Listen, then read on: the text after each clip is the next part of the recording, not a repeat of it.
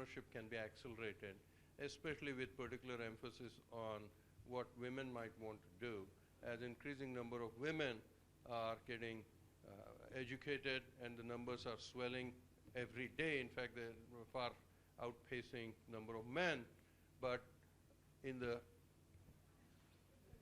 field of entrepreneurship, the representation of women is less than 50-50, and perhaps something can be done about that and encouragement, some thoughts in that respect. That's what will be my focus.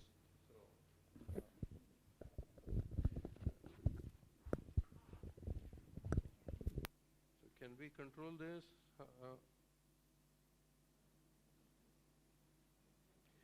So if you think about some entrepreneurs, obviously some names like Mark Zuckerberg and Steve Jobs and Bill Gates, those naturally come to mind. And but if you look at the magic of entrepreneurship, here are some firms and some data. I don't expect that we will go into all those details, but in terms of job creation and wealth creation, there is no substitute for entrepreneurship. You look at Apple and Google, those are two firms. Their market capitalization is hundreds of billions of dollars. They have number of employees, large number of, but if you look at what is the market value per employee or what are the sales per employee, and then compare those to some other firms like Starbucks, nothing to be ashamed of, that's a great firm, and also Infosys, you notice that Apple and Google are way beyond Starbucks and Infosys. Even though both Starbucks and Infosys, we would die to have part of Starbucks or Infosys. That said, but innovation and entrepreneurship, that really takes the cake in terms of how much the gap there is. And that's the reason why everybody this day and age talks about how we want to be entrepreneurial, we want to be innovative. To promote entrepreneurship, an important point to recognize is that it's not a solo effort.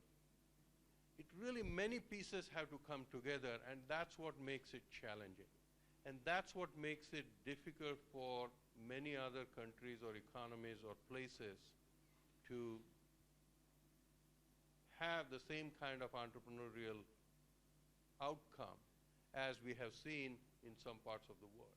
Now in India, Bangalore has become a hub of entrepreneurship, and it would be difficult for other cities to match what Bangalore is able to do. Okay. Mumbai has been commercial capital for a long time in India, but in terms of innovation and entrepreneurship, Bangalore takes the cake. Just as in the US, New York has been traditionally the commercial capital of the US and some might say of the world, but it was Silicon Valley and the area around Boston. Those were the areas that became entrepreneurially extraordinarily successful. So what makes some places far more successful than others, and it is the nexus of all these different factors coming together in a seamless fashion, that's what creates entrepreneurship.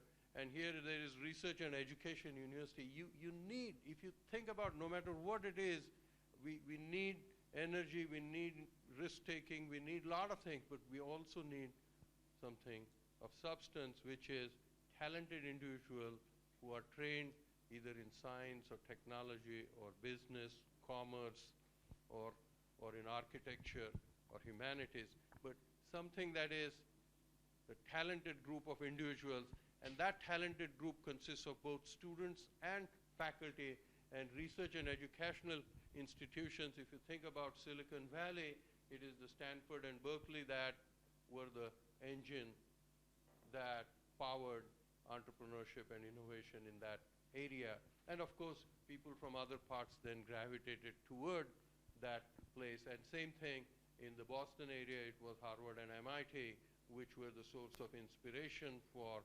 entrepreneurial activities. And then some stayed in that area and some went elsewhere, but they, in the process, created many new companies.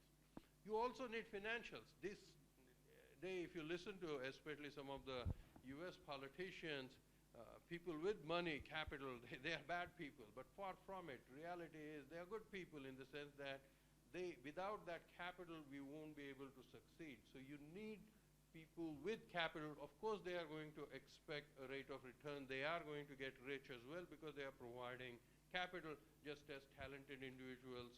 If they are successful, you start a business, you are going to be successful, you will become rich. So you are getting a return as well. So that's the sense in which everybody has to get a piece of the pie, and capital providers are an important element of success.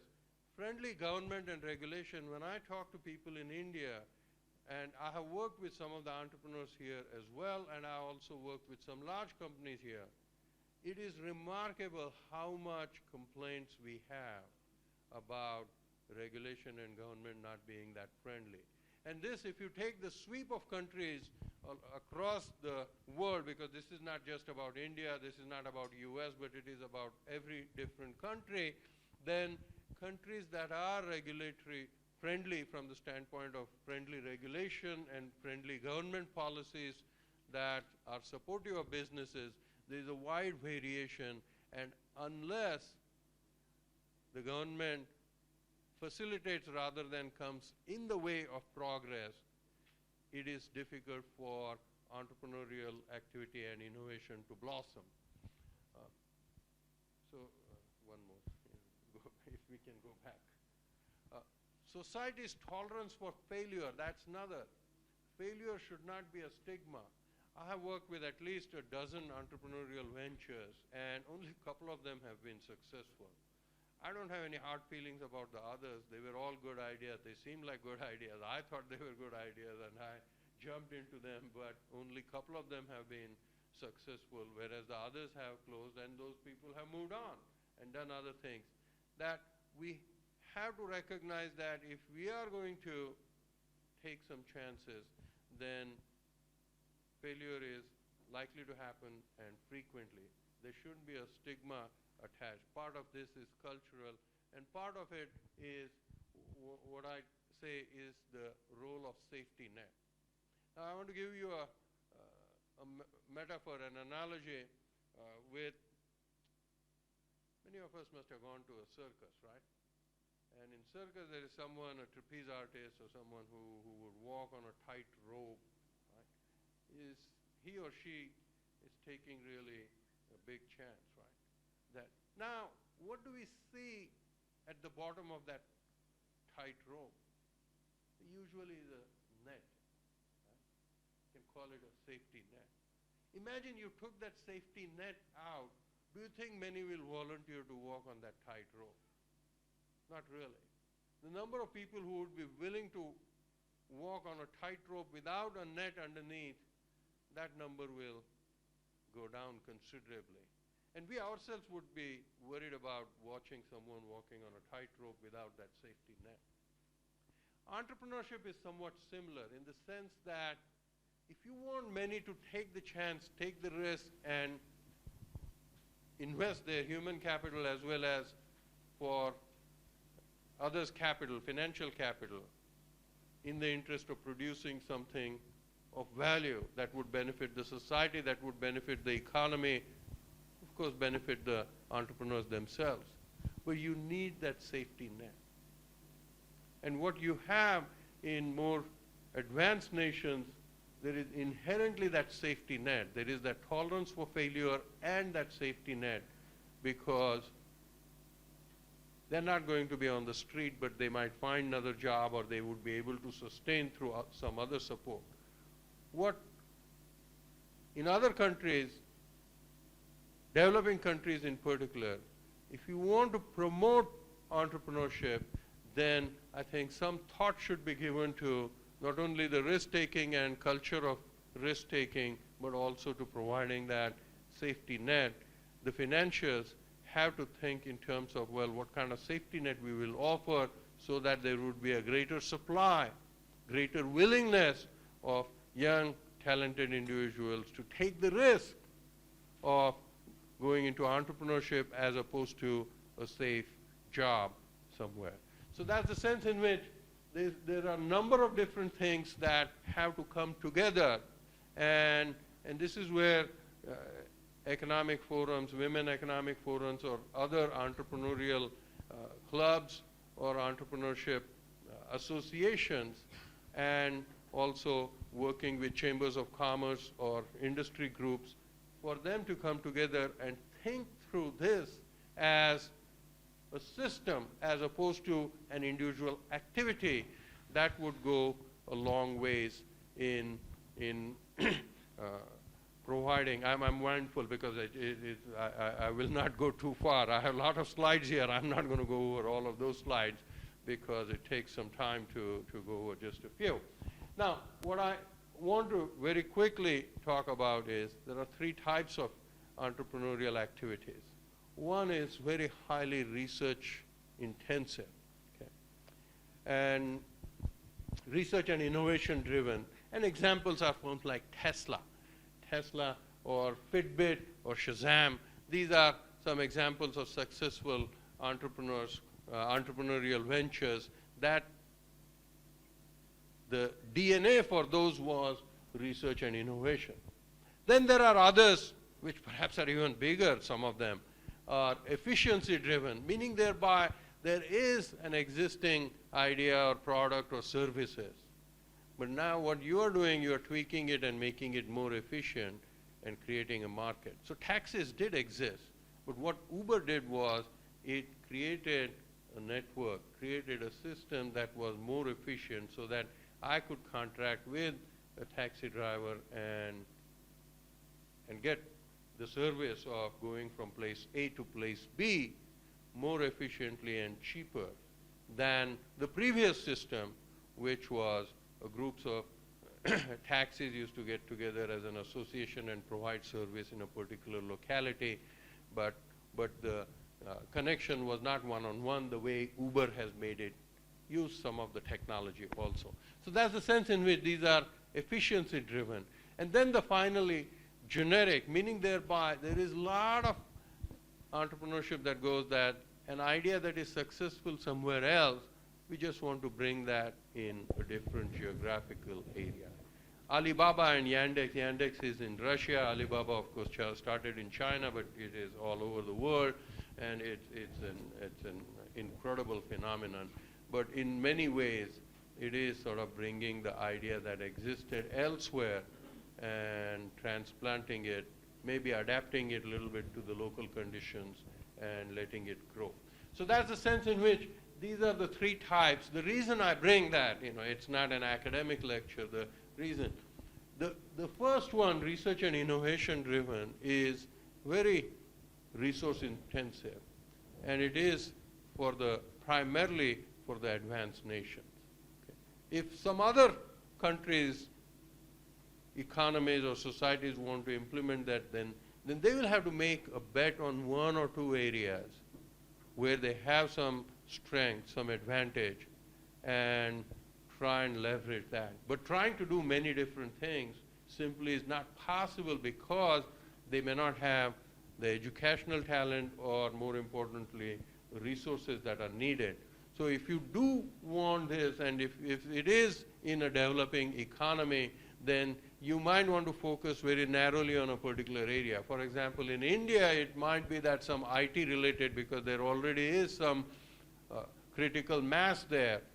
And if India says that, well, we are going to devote a lot of resources into IT and hope that more innovative ideas come out of Bangalore or parts of India in IT, then that might be great.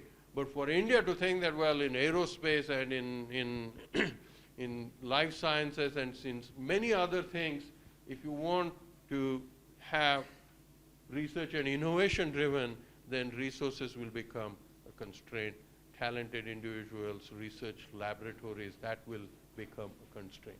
So for developing nations, efficiency driven and generic entrepreneurship might be the first step. That would be a great, nothing to be ashamed of there, in fact, to be proud of. That itself requires the same, the entire village has to come together, as I said, or the nexus of different factors that go into the success of entrepreneurship.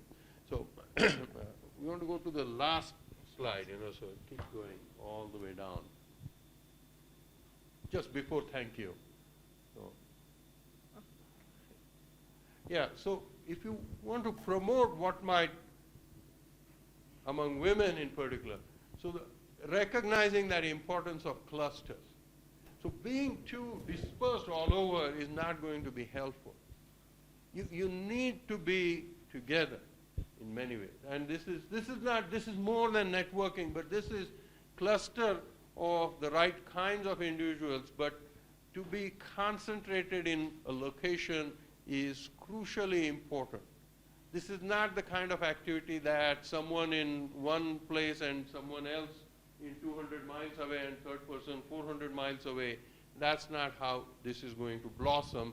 So that cluster should have that essential ingredients, which is educated young members of the entrepreneurial club, and that women these days, education is not in short supply.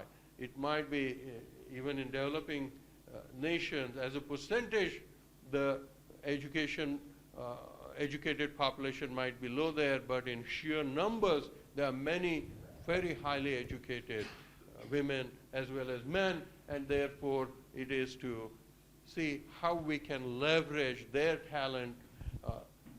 Being close to universities and research institutions, that is also developing that a symbiotic relation with them is important. Financiers and mentors, the role of mentors, and we are going to hear from Lily, who has been a successful entrepreneur herself, and sense in which they are the ones who know what it takes to succeed. Then things like entrepreneurship competitions and promoting the culture and the importance of safety net. So those are some of the ingredients that collectively go toward the success of entrepreneurship in general and success of women entrepreneurship in particular. Thank you for giving me an opportunity. Pallavi, thank you. Yeah, thank you. Now I'll hand over the mics to the panelists. Thank you so much, Professor. Thank you. And I wanted to say something about entrepreneurship because I grew up in a Chinese communist country during the Cultural Revolution, so we never really learned much. But I am fearless because anytime when I see something, I want to make a change, I just do it. Whatever I want, fearless. So if you want to be an entrepreneur, be fearless. Don't think about so much as Uber. In the beginning, it was really difficult, but no. Just take it and move and go forward. And things gonna happen along the way, and you learn, and then the economy in the future is gonna be a sharing economy. So just learn to share share with each other. And don't be afraid. So, and not all of you gonna be an entrepreneur. And that's, I learned from my student because I teach also the MBA students at SDSU, San Diego State University. And from day one, I train them because they want to be the manager type. So I said, you're gonna be the CEO from day one in my class. You think like a CEO, act like a CEO, and learn as much as you can and as diverse as you can because the world is flat. And you can help the company move forward. But for the people that I also work with a lot of entrepreneurs because I sold 3 of my companies and I sold 1 last year. And I have many, many projects. And my dream is to make a university in the future that before the student graduate from their university, they will have a job. So for you, if you're not an entrepreneurial type, look for the passion, what you like to do in life, and network with your friends. Because right here, we have the perfect platform here, the Women Economic Forum. I absolutely moved this morning by Harbin and by all the people that I'm meeting. And this is power. This is powerful. So just think, you either an entrepreneur or the person that is gonna help the entrepreneur to move things forward.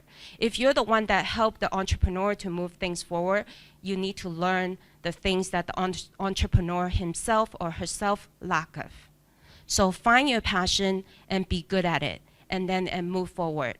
But if you're an entrepreneur, don't be afraid, take your idea, people will help you. Like I told my student, if you have fear when you're taking on a job, just leave the fear to me, because there's a lot of people, a lot of my great friends in my life can help them. So I say we're here for you. And as Harbin said today, all of us are together. When we put our energy, positive energy together, we can change the world and make the world a better place. So if you're an entrepreneur today, don't be afraid. Reach out to us because we're always there to help you. And if you're not an entrepreneur, be good at what you do. Find your passion in life and live and dance with life. That's what I have to say. Thank you. Thank you, Lily. Is the mic on? Yeah, hi. Good afternoon, all you lovely ladies and gentlemen gathered here. I'm feeling absolutely energized this afternoon to be a part of this big movement started by All Ladies League, the Women Economic Forum 2016. I am Maushmi Kamath. I am from the technology world, and I work very closely with entrepreneurs, governments, and schools in a very big way in India. I work with Microsoft. I have been in the technology field for about 17 years now. And previous to this, I was with IBM. Why I'm bringing this up is all through these 17 years, I have worked and seen businesses very closely and how they harness the power of technology to make their dreams and their passions serve the bigger purpose of this world, of these people, their needs and their requirements. Today, while we are talking on the entrepreneurship and innovation, I want to link these two with technology. We are living in an era where there are huge forces of technological revolution taking center stage in our world today. So ideally, it is said that technology is going through a tectonic shift. You know what is tectonic shift is in the ocean floor when there are two layers moving. So in our world today, we are actually not seeing it in a very real way, but actually technology is taking a big leap towards the next level of future. While I say this, I was researching a lot on what to speak this afternoon, and I came across a research paper by Accenture, which is called the Technology Vision 2016, done by Accenture, and that highlights the 5 technology trends that are taking center stage in 2016 and going forward. And all through this huge revolution and change, where we are bringing businesses and geographies together, we are blurring out the boundaries, and we are looking at we are breaking the silos in geographics, within businesses, and bringing people together, taking customer experience from say 0 to probably 100, where customers earlier were only depending to see the product in a certain place, in a certain fashion physically. Now customers are expecting to have the customer journey and experience at any place, at any place that they demand to see. So these are all the changes that are already taking center stage. But at the center of all this revolution in technology, there is one very strong aspect that I was myself surprised to find out. And people normally fear that when there is technology coming into businesses and in enterprises, then that means eliminating human workforce. But that is not the case. Going forward, the greatest trend that is coming up is people first. So this research paper puts the people at the center of this revolution. And even when we are going to have newer types of peers in our workforces, like for example, machines and robots are going to be our new peers. But we are not to fear that, because workforce is getting realigned in businesses, and we are going to see a big shift in reassigning of roles for human beings, and how they are going to leverage the scale, the automation brought in by machines. So out of the 5 key trends, the first one was intelligent automation. We are going to see maximum number of digitization of existing businesses, existing tasks in businesses and in enterprises, whether there is manufacturing or service, in a very big way. By 2020, it is said that 25% of world's businesses will be digitized. That is a big order. That is a large order. But things are already happening. If you see, there is a restaurant, I'm just forgetting the name, in Singapore. Soon they're going to be doing their order and menu delivery by drones and by robots. It's already a reality in Japan and in some of the other countries where drones and machines are interfacing with humans for their requirements of any service. Siemens, at their workshop, at their factory floors, they are having robots doing all of their work, and they're actually exchanging a lot of information and data what humans will do normally in a manual mode. So while it is automation at work, if you take a closer look, what is happening is it's a lot of human interface with the machines and how intelligently we are trying to leverage the optimization and the scale created by the machines and realigning our workforce to do something different and better. So the fear of automation, fear of machine coming in should not bother us as much, according to this study. And I believe it's so, because it is the humans at the center, the passion at the center, that is taking center stage, and we are going to find different type of means to deliver our dreams and deliver our capabilities to the world to make a big change. That is trend number one, that intelligent automation. The bigger other trend is liquid workforce. So I covered part of that when I said liquid workforce, is that we are going to have newer peers amongst us, and these could be robots, this could be drones, and they could be working shoulder to shoulder in our enterprises. So you should be ready for that. And if you all are from different business houses, you should actively look at how you can make technology an integral part of your vision, of your enterprise's vision, and a planning, a document that you have, and how technology can help you scale out whatever services or products that you are manufacturing or services you are rendering. So this was about liquid workforce. The third trend was about emergence of the platform economy. So what we mean by platform economy is, traditionally how business is done is, business used to be done in silos. I'm talking of a large auto manufacturing house in India, Tata Motors. Yeah, it's one of the biggest names in the country. They are nation builders. They make machines for the defense. They make commercial passenger vehicles also. They make trucks. But when we have a very close look, when I'm in sales, I'm in solution sales with Microsoft, and we have to actually go and meet the business owners, not just IT heads in the organization. These are very large organizations. We have to actually see how business is currently being done, and I was surprised that there is so much information in silos. There is so much duplicacy of work being happening. So enterprise as a business was being run as an closed silo, or in as a business unit, independent business unit. But the new trend that is going to force this old thinking out is business to be conducted as a platform. So in an organization, your talent as a platform, your leadership as a platform, you spread out, you open up your entire business house as a platform. You are dissolving the boundaries, you are having semi-porous boundaries, and so that who is benefiting from all of this?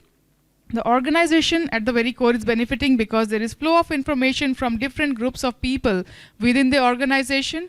You are opening up your boundaries to customer and enhancing the customer experience in such a way that you are able to draw out the benefits out of certain customer experience. Say, like for example, since we talked about the automobile, we are working very closely with the top automobile manufacturers on connected cars, connected customer experience. So we are helping them chart out a customer journey from how we are able to really impact and give a very high level of customer experience so that he's able to go for your brand, and it's going to build some love for your brand of automobile, because customers no longer want to see a brochure in a showroom of a car showroom and make a decision. They want to experience it 360, and not just by walking into your showroom. They want to have the same experience probably sitting at their own home and looking at the portal of the automobile company. And probably if you even walk into a showroom, just use your HoloLens, the virtual reality, and experience the entire entire product in a 360 way. So this is platform economy, where you are breaking boundaries, you are opening up your enterprise so that your customers are able to have better experience. Not just customers, your suppliers, your vendors, everybody is going to be connected to you in a very liquid way. So this is what is going to take center stage in most of the top enterprises. Then very important thing when we are talking about opening up the entire doing businesses in the virtual world, the biggest trend that is coming up is trust, digital trust. So digital trust is, businesses are going to be hinged upon the trust, and as there is humongous amount of data, humongous amount of transactions happening over the internet, the ethical practices come into such a core function within any enterprise that the CEO is going to get its twin. The term CEO is the Chief Executive Officer. Now, in every modern organization who are leveraging the new forces of technology, they're going to have the Chief Ethical Officer also. So without trust, without enforcements of laws being, in current laws or new laws being made to monitor the safe and trustful transactions, these things are going to be coming up in a very big way. So these were few of the things that I'm working with my customers and seeing it taking it's actual reality. Professor Saab said about Uber. So many examples come to my mind. Airbnb, this gentleman just started out with a small dream. He was a small entrepreneur. He wanted to provide service of bed and breakfast. And look at where they have reached today. They have reached out to the whole entire geography. I have my homes in Goa. I'm going to put them up for renting them out through Airbnb. It's an amazing. I went to their site. So entrepreneurs should not think small. There is technology, and then there are mentors, technology mentors who can help you take your business to the next level, take your dream to the next level, to a large audience. And I think we are living in a fantastic semi-real world, and it really excites me. So thank you very much. I think we should have it as an open session if you all have questions, and we'll be very happy to interact with you rather than a one-way dialogue. Yeah. Thanks, Pallavi. Now we'll have question answer session probably.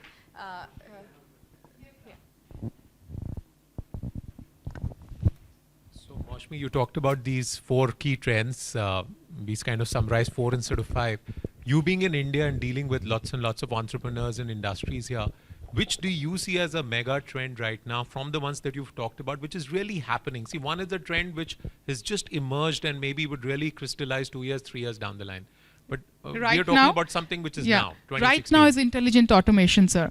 I'm talking to Godrej. I'm talking to, they're all my top customers, and they're actually looking at using virtual reality to make all this automation and optimize their workforce so that they can assign these manual jobs for their very skilled labor or very skilled employees to do certain competitive jobs, right? So automation, intelligent automation is definitely here and now, which is happening right now as we speak, and top business houses, top manufacturers are definitely looking at intelligent automation in a very big way. Already work started. And you gave an example of Tata where you said that they're still working in silos, and this platform economy of it coming together it kind of indicated as if it would take time because you're engaging with them, and yet you saw that there were silos. Some of them are at the lower end of the curve.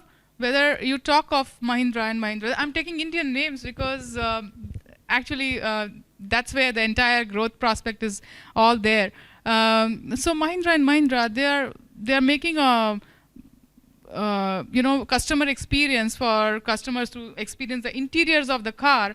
And in fact, even before somebody wants to pick up the car, they have made an application by which he can experience the interiors of the car the way he wants to design it and be a part of the innovation and design process himself. So Excellent. somebody's at the farther out curve at a point of the technology changes, and some people are just starting off because they were very, very traditionally owned, and there could be other reasons as well. Okay, thanks. I hope that answers your question.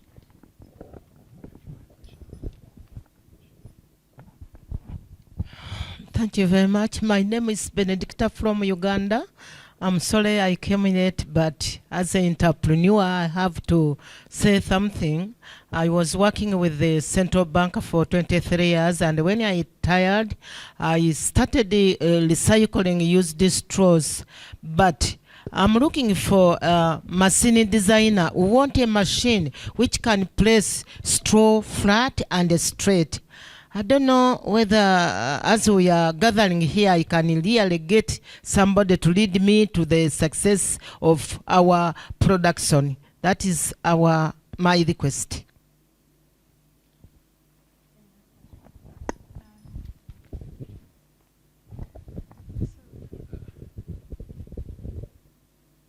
Thank you. I think I might be out of line in speaking on behalf of all three here, but we have some general expertise and more from the IT standpoint, but I think the request is rather specific, and perhaps we can take it offline and talk about it. But you know.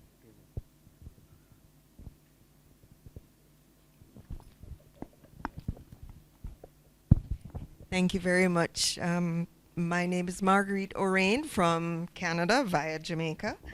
Professor, you mentioned 4 areas for promoting entrepreneurship, and I just wanted, they're general areas, and I just wondered if there are specific things that one, and I don't know who the one is, whether it's government or specific programs that have targeted to really getting women up the curve in terms of entrepreneurship. There's clearly a lot of interest in promoting women, in part because historically women have not been given the opportunity. It has been a male-dominated world. And it is also, but I think this day and age it is more because women are going to college education more than men are. So in that sense now the supply, the whole equation in the workplace, and as it is not the muscle power but it is more the brain power, then education plays a bigger role in the success of any economy, and that's why there would be a greater influence of women in the progress. The way I like to, now that said, I think that education is going to give the biggest leg up for women or for anyone. Okay? The second thing to recognize is that entrepreneurship, as we said, it's a team effort. Not only that, as a system, we want the government, educational institutions, regulation, capital providers, and entrepreneurs, of course, all of them to come together. But even within a single organization, when I work with CEOs and entrepreneurs and others, one of the questions I ask is, what talents would it take for this business to succeed? Yes, you need some technology, some basic idea. You need someone who can manage finances, someone who maintains technological advancement, production-related, human resource. There are a number of different aspects of running a business. So I asked them, what talent do you have as an entrepreneur? And how can you make it whole? So I would ask the same thing to any women's group or individual women who are intending to succeed as entrepreneurs. So that's the sense in which, rather than foreclosing and saying that, well, we will do this only of women, I would start thinking, what would it take to be successful? And if that requires only women, well, more power to that. But it might need people with different talent, and some of them might be men. And that's the sense in which be open to that possibility.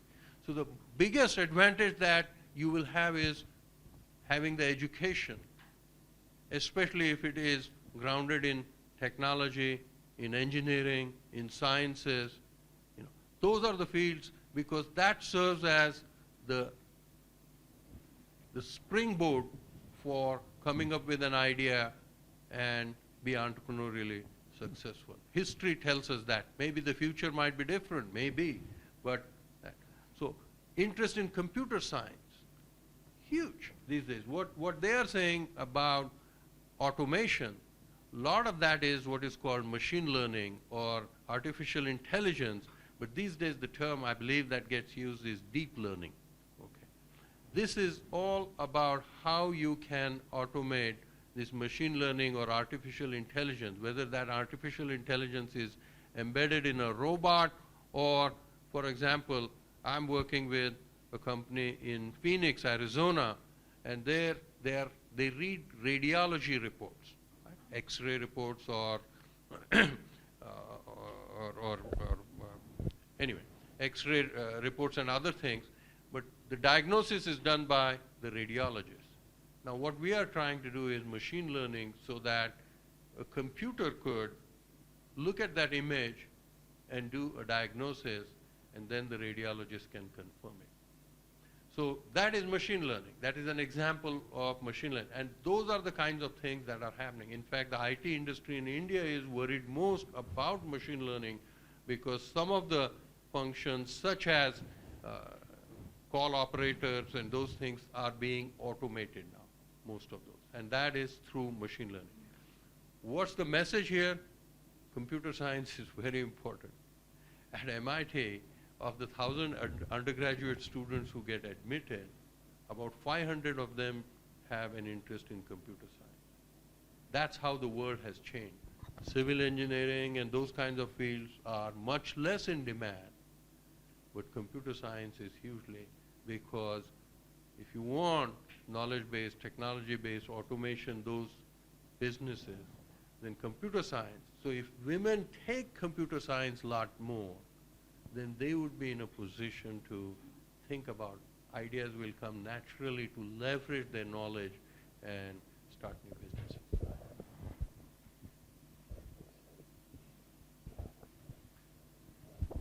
Hello, my name is Rochelle Rutherford with the American Campus in Mauritius, Africa.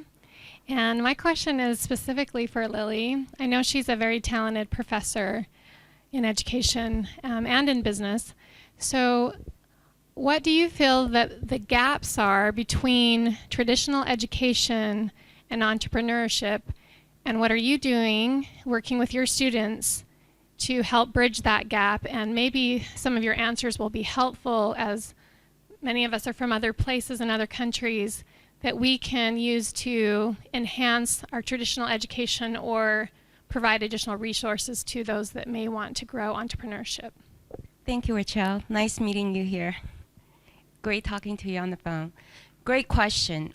I think the gap is the traditional education is building the foundation, but in real life, it's about creativity. It's about you. And to bridge that gap, the future education should be hands-on. That way, the learner can learn from the real life experience, and they get feedbacks. They can see the real results, and their motivation will be completely different. Because I always, like I said, I grew up in a country that has no education before, because Cultural Revolution, if any one of you know, Chairman Mao does not want you to learn so that you won't rebel. So from that kind of background that I didn't know what the world is, and when I first have my idea, out of the blue, I think it's the best, it's the genuine from your heart. It's not about, technology is very important because you can embrace the technology. But what you do is when you have an idea in life, like I said, first you have to identify yourself. Are you the entrepreneur, or are you the person that helped the entrepreneur? Because if you're the helper, then find your own passion. So in the education system, we help the children to develop because 80% or to 85% of the people, they want to have a comfortable life. They want to have a 8 to 5 jobs. And you can't change that because they want the security. And you can't force them to take the risk. But there's that few percent of people, someone like me and a lot of my friends, we love to take risk. We love to make a difference. And along the way, throughout my past whole 25 years, I brought the first Chinese television on mobile phone in 2005 when all my friends, everybody say, Lily, no one's gonna watch television on that tiny little mobile thing. No one, it's not gonna work. But I didn't care. But guess what? Look at today. Exactly, that was 2005. And today, 11 years later, can we live without the phone? Can we live not looking at it? So for us, yes, it became addiction. But again, with the yes, but with the robotic that coming to our future, as human being, we have emotion, we have passion that computer never have. So we can utilize that and embrace it. Find the dream, find the love of your life. Know what you want. And then you find the people that, for example, I have many ideas. Everywhere I go, magic idea is right there. So for me to have a lot of idea, I need a lot of people. As the professor said, we need a team. We need a team, so you might be good at numbers. He might be good at computers. She might be good in marketing. And the other person might be good in accounting. Find all this talent. It's you as an entrepreneur that is important that to know who is good at what and bring them together. And that goes back to my dream in the future that, you don't need to look for a job because your peer, your network will understand what you're good at. They will come look for you. And as for my student, I want to make sure that if they're the future leader, always incorporate with the social responsibility because that is the future also. We don't live for today. We live for the future. We live for our next generation and generation to come. So that's what I would say that, to bridge that gap is to put the real project into life and let the students see it with hands-on. If they fail, understand why. If they don't fail, understand how come they succeeded, to let everyone to learn from it. I hope I answered your question. You did. And just to add to what Lily said, and what I spoke also, so the trend that's emerging is that surprisingly, yes, people are at the center of this entire technology revolution, and technology is an enabler to business, always. And people are at the center of it. And there's many, many opportunities. Just find your passion. If you tell me what you like, for example, the audience, tell me what you like, what you're good at it, there's so much I can tell you that you can do. And then you will be in my network because I know who you are and I know that, from today, the eye connection, the human connection that we have, I know you're the person to do it. And trust, as you said, trust and also passion and sincerity. And that's the future. And love. Most important, love. Thank you. Hi, my name is Savannah. I'm from Johannesburg in South Africa. I run a construction and mining company with about 22,000 people. So I'm no longer an entrepreneur in the real sense. I began the company about 15 years ago. What I'm doing now is trying to teach young people to be entrepreneurs and to run businesses. I'm curious to understand from a college perspective, what are you finding is the interest factor to become an entrepreneur, the understanding of the sacrifice, as opposed to like the microwave, it's gonna happen in 2 minutes, as opposed to take a long time to become what I've become? And also, do you believe it's possible to train somebody to be an entrepreneur, or do you believe that it is inside them, it just comes out? Thank you.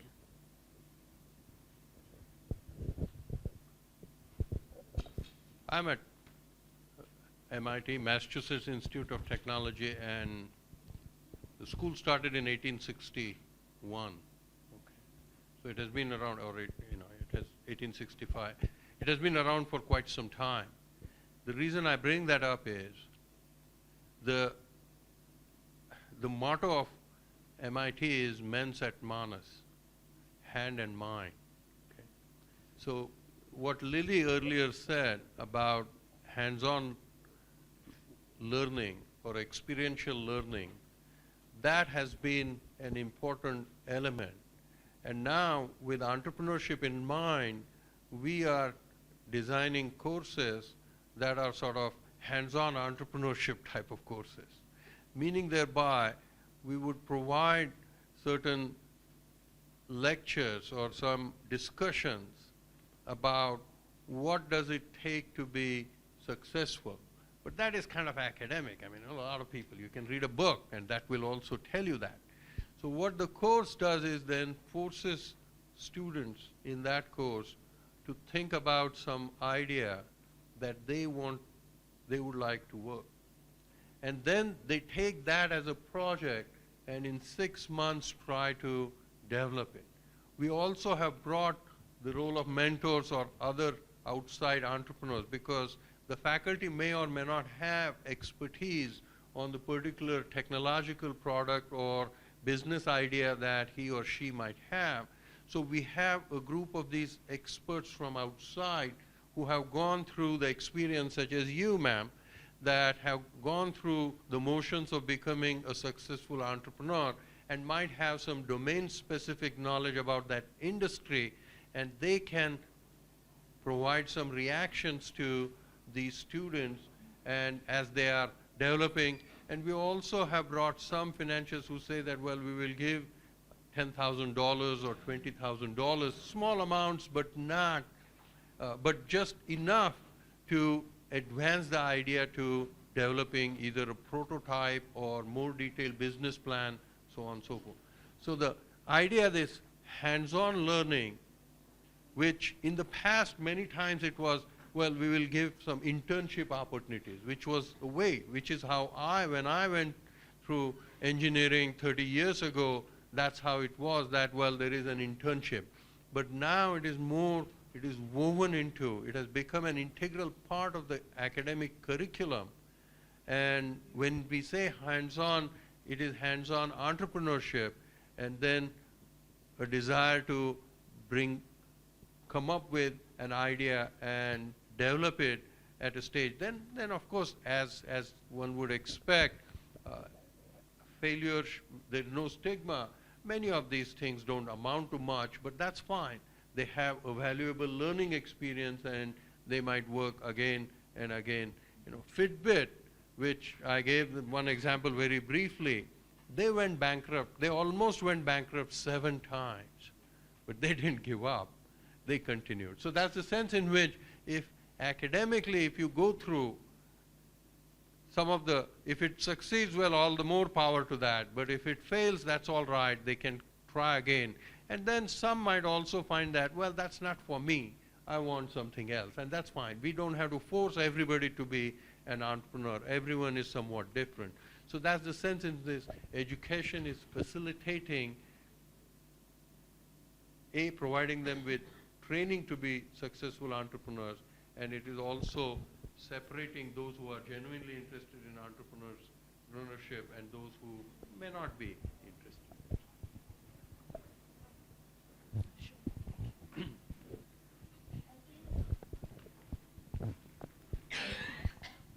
Thank you.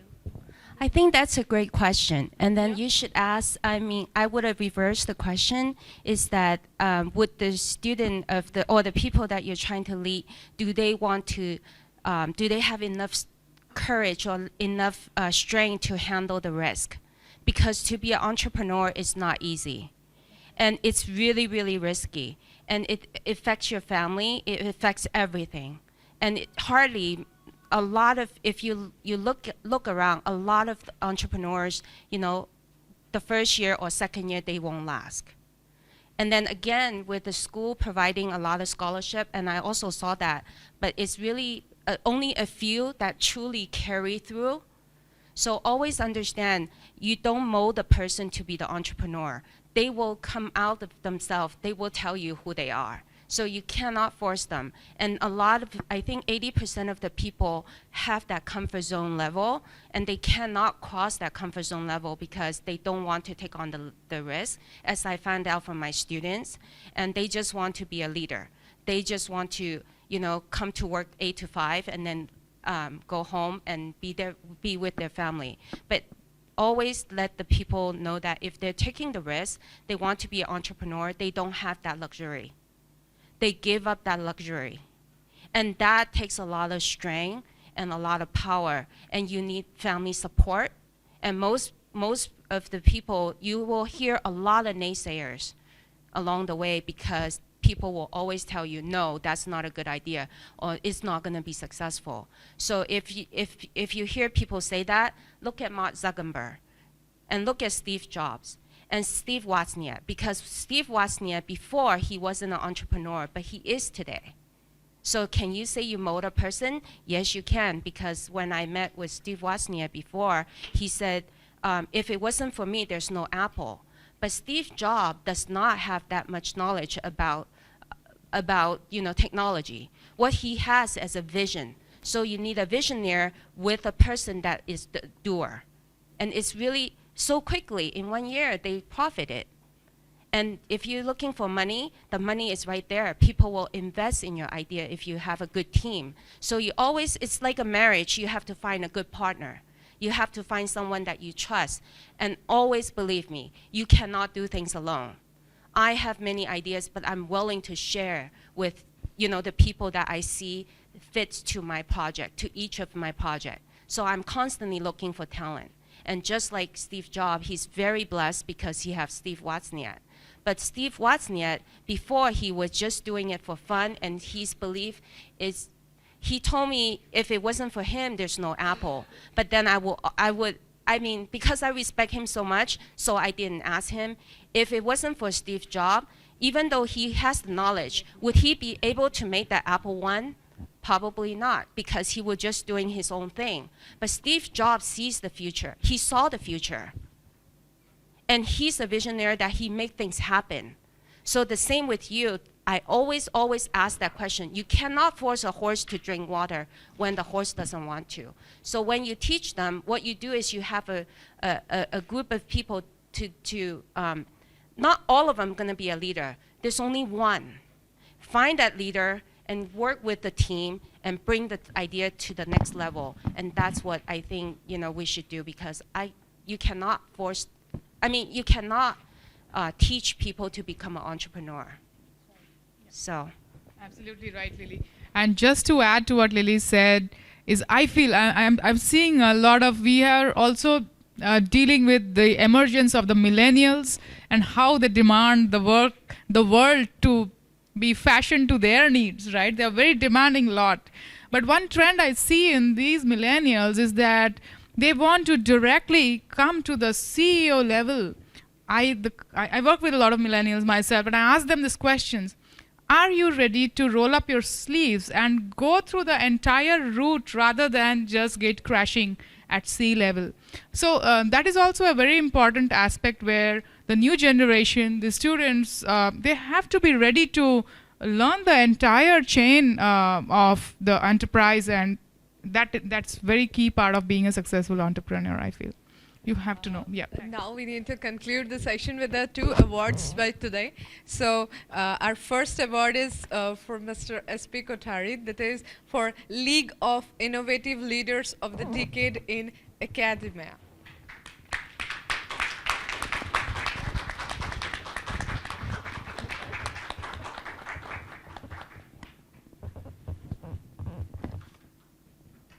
Now coming to the next award, that is for Ma'am Kamat Ma'am, Mausami Kamat Ma'am, for League of Economic Women in Technology.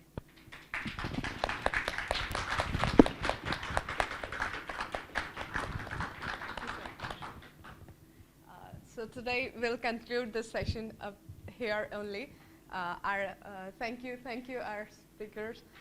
Thank you so much for this wonderful session. Hope you all have enjoyed the session. Our next session will be starting in 15 minutes. That is from 3 o'clock. So it is impact of self-help group on women empowerment. Thank you.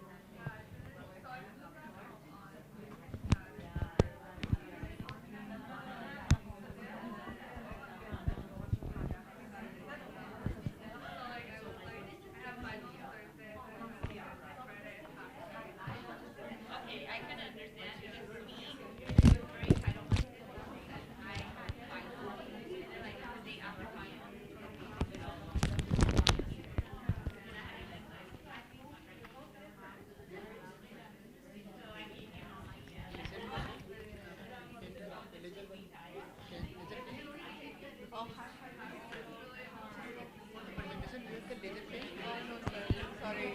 I'll be operating. You just give me you'll start up. I'll just move on the slides. Okay. And after slides, I'll be playing your video.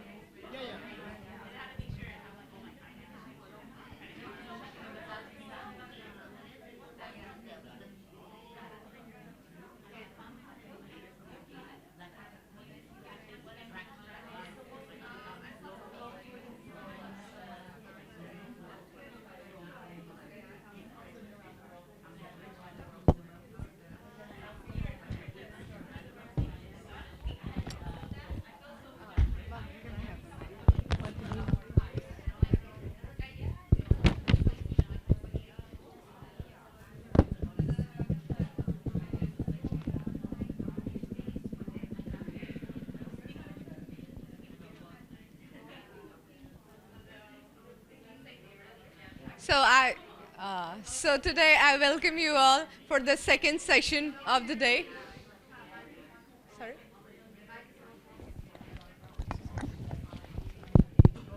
Yeah. So today I welcome you all for the.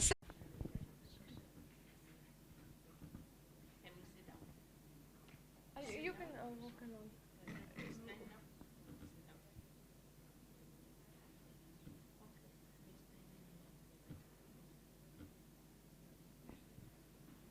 Yeah, the topic is impact of self-help group on women empowerment.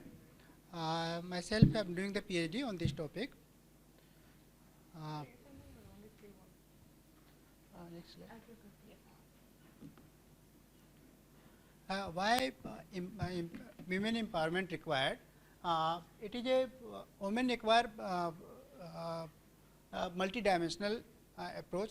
This is the most marginal are the women in terms of men and women, and it is a most vulnerable section of the society.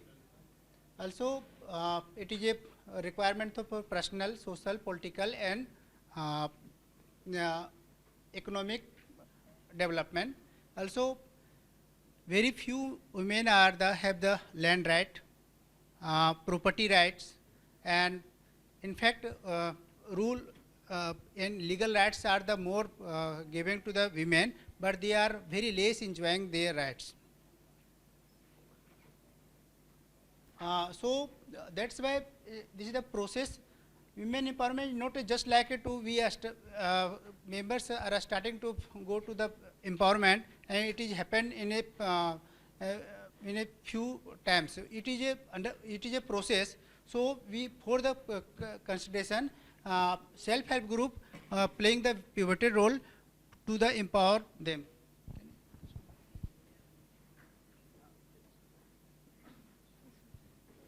Next slide. Yeah.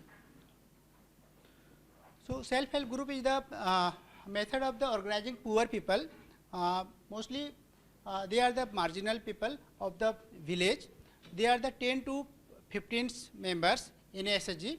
They form they are belongs to the same geographical area. Usually they are the neighbors, and their situation, social and economic situation are same. So their requirement is the same, and they are the deprived. Mostly they are the deprived women, and second back. Members are the follow the Panchsutra. Panchsutra is the they have the 5 rule to for the SHG. One is a regular meeting. Usually some SHG decided to meet in a week or some in a month. Regular meeting, regular saving. They have the savings 10 rupees in terms of Indian rupees, 10 to 100 rupees. Third is a loan paying the inter-loaning. They have the after starting the savings, SHG members taking loan by their savings, and fourth is a repayment of the loan taken by the their own account, and fifth and last is a bookkeeping. They have to maintain on books also. So there the objectives are same. All the members of the SHG are the objective are same, and they support to exercise control over the place pace and timings and size. Actually, number of members for SHG are 10 to 12. It is a somewhere 15, but usually is a 10 to 15. Next slide. Why required? As a poor faces the related to poverty, illiteracy. Usually, my research work is on the rural area in Gandhinagar, Gujarat. So usually they are the poverty, illiteracy. Also they suffer from the illiteracy. That's why they are not knowing the their rights, lack of skills, healthcare, etc.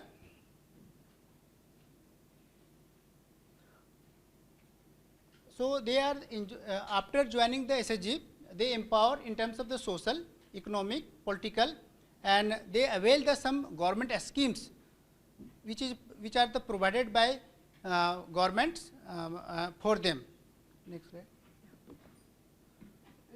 The organizational structure in a geographical area, 10 to 15 SHG members found one SHG, and 10 to 15 SHG makes one CLF. It is called cluster level federation, and 10 to CLF makes the block level federation. Block level federation is the registered society. So from organized sector, it is started from the block level federation. It is registered under the Indian Society Act. Yeah, next slide. So my objective of the research to evaluate the which the factors for the SHG on empowerment. So measuring 5 major factors. One is the personal. After joining SHG, how they may their upliftment of in terms of the decision making. Yeah, they are earlier before the joining SHG and after the joining their decision maker in any changes, and social in terms of the gender. Actually in SHG mostly they are the governed by the women only. So they are recognized by the family members in society, and economical they are the linked, their business, their savings are linked with the credit, with the any microcredit linkage plan or the employment in terms of income generation. And fourth is a political in terms of the participation. They are the now actively participated or not. Next. So this is the framework is prepared by me. First is SHG formation. So the factors contribute to the SHG formation, why they join the SHG, and it is the after joining the SHG, they have the common requirement. So their issues are the same. So that's why they join us. And after the social mobilization means their backbone, that is the either promoted by any NGO or government sector. They have the some trainings for the capacity building, and there the socio-economic characteristics. Also I will discuss about that. And after the strengthening, they make the institutional building and training programs. Training programs will be in the skills base and employment, and illiterate only 3% the illiterate. So majorly are the 10th, 12th and undergraduate. We found only 6% are postgraduate. Some vocational training, they have some professional degree. So for example, they have some LLB degree also, and some others, the beauty parlor and some diploma courses. Next slide, please. Social status of the respondent.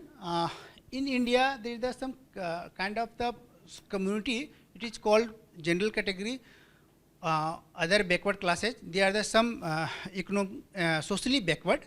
And third is the scheduled tribe. Usually it called the Adivasi, and third is Dalit, that is scheduled caste.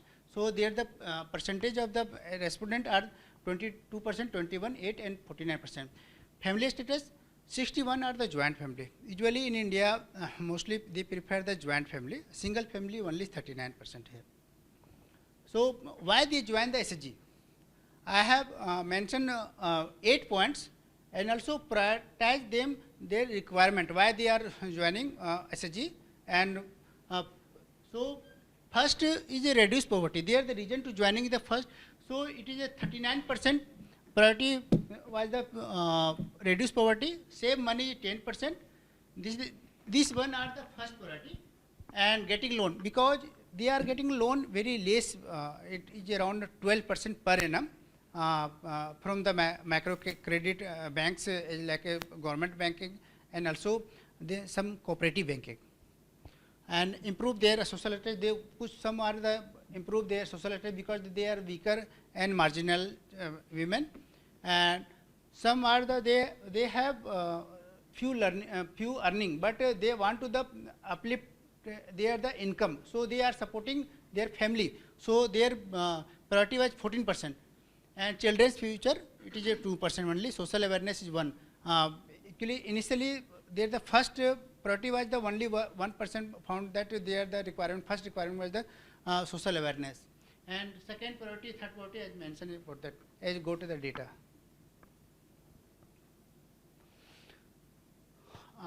It is the impact after joining.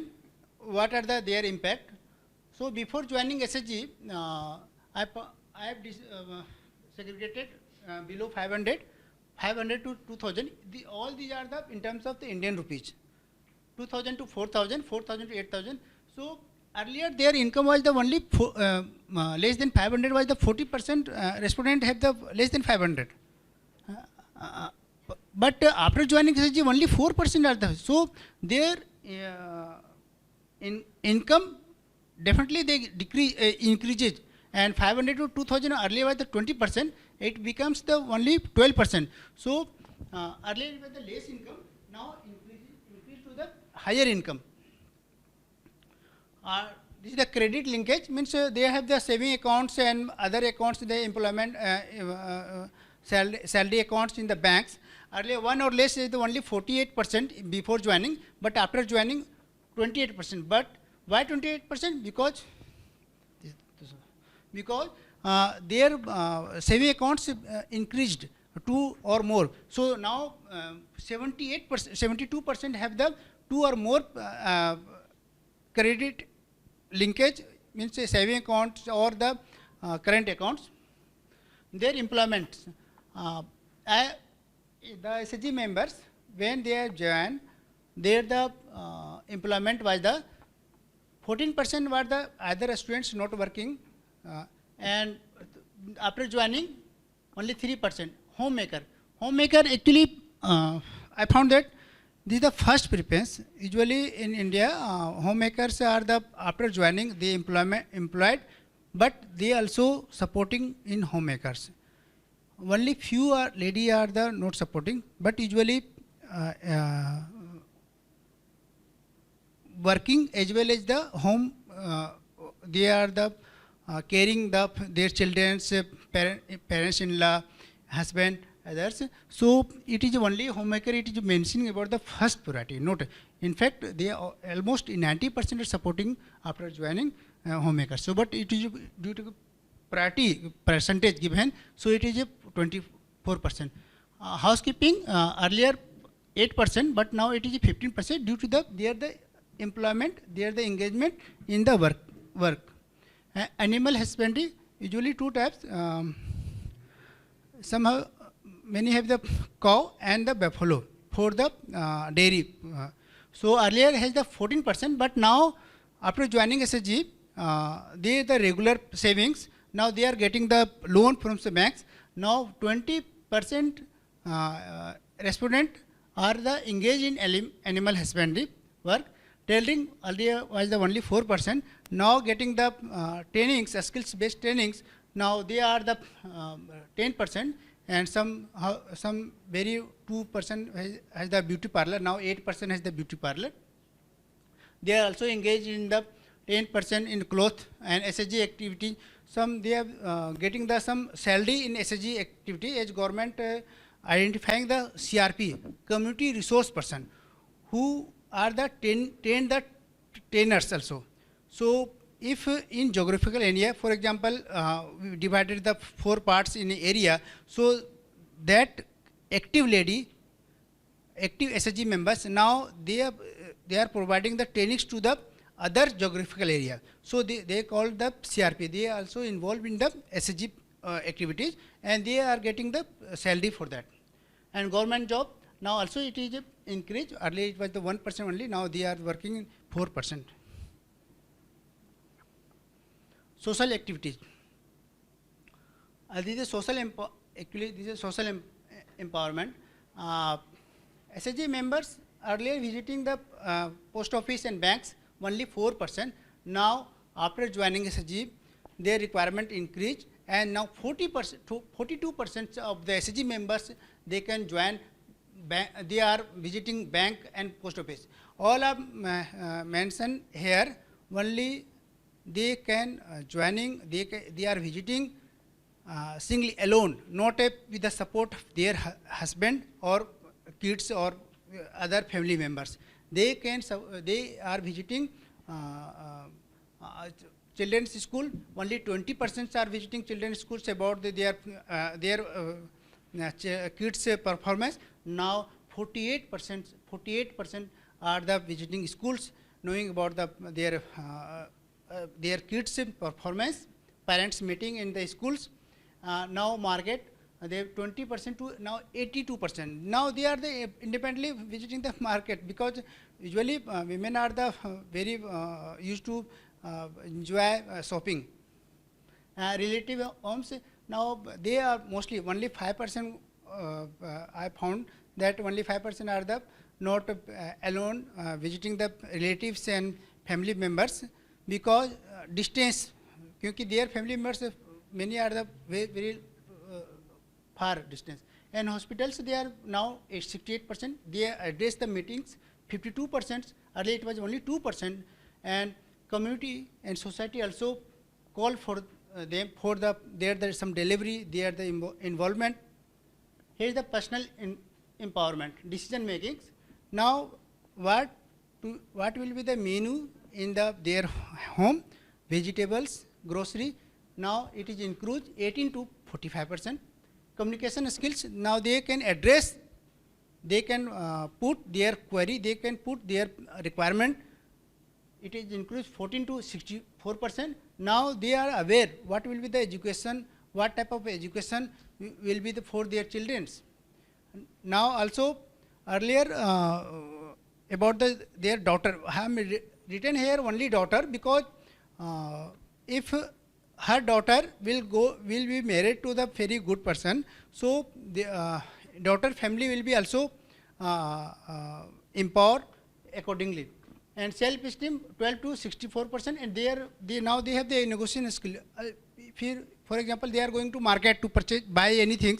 Now they are bargaining. They are making negotiate for will be the best price, because MRP is not decided by any government agency. It is decided by their seller or manufacturer.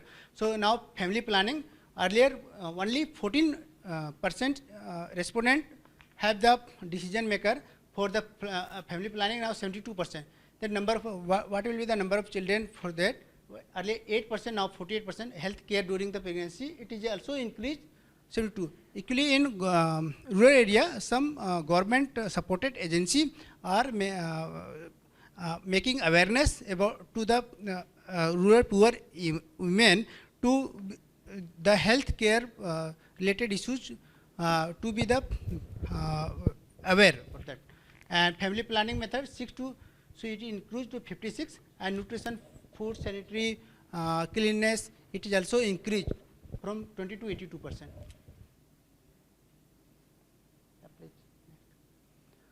Political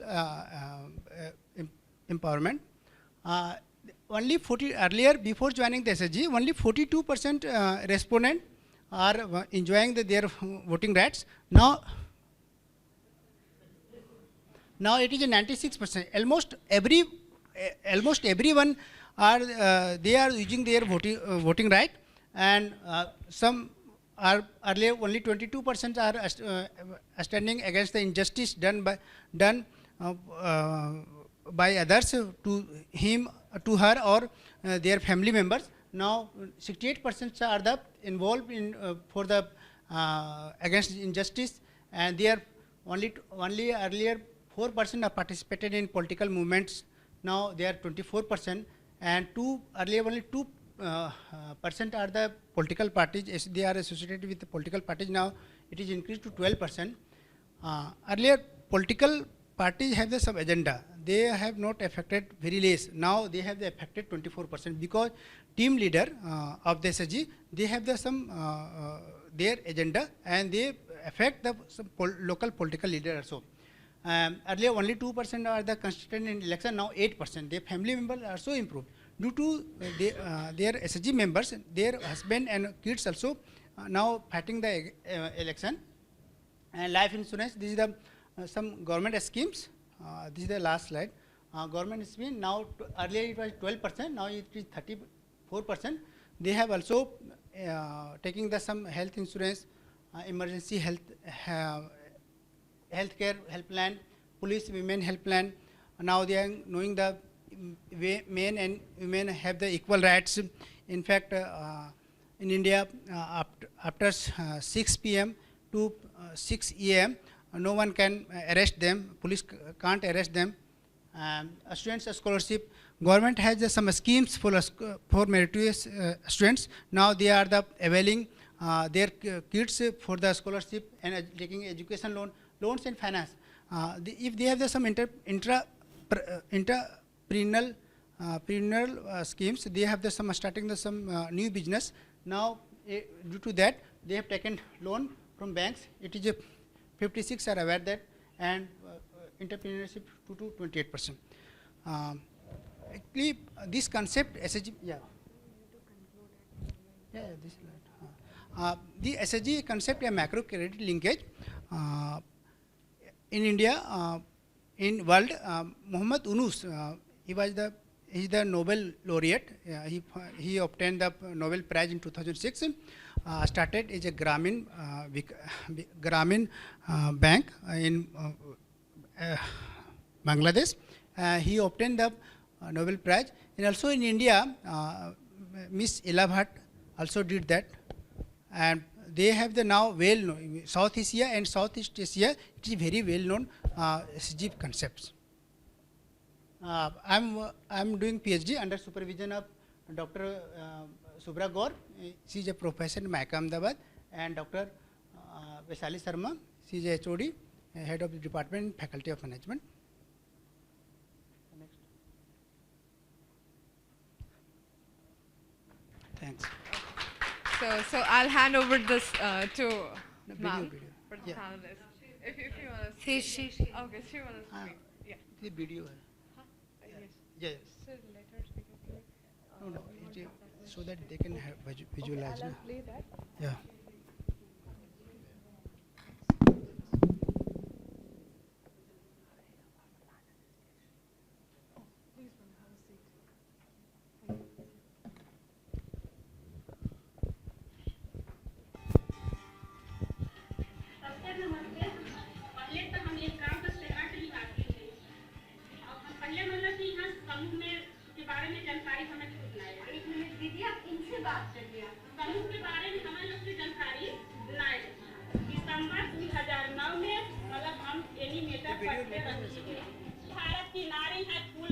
This is the video related to sir's topic. This is SHG.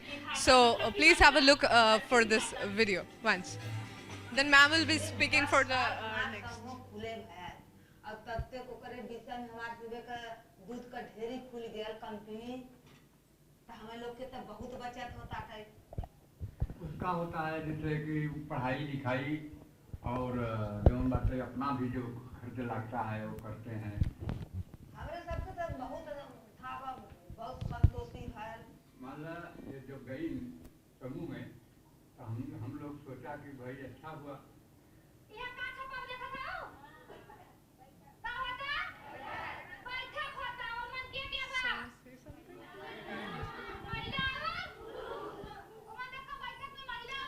She is a team leader of the SSG.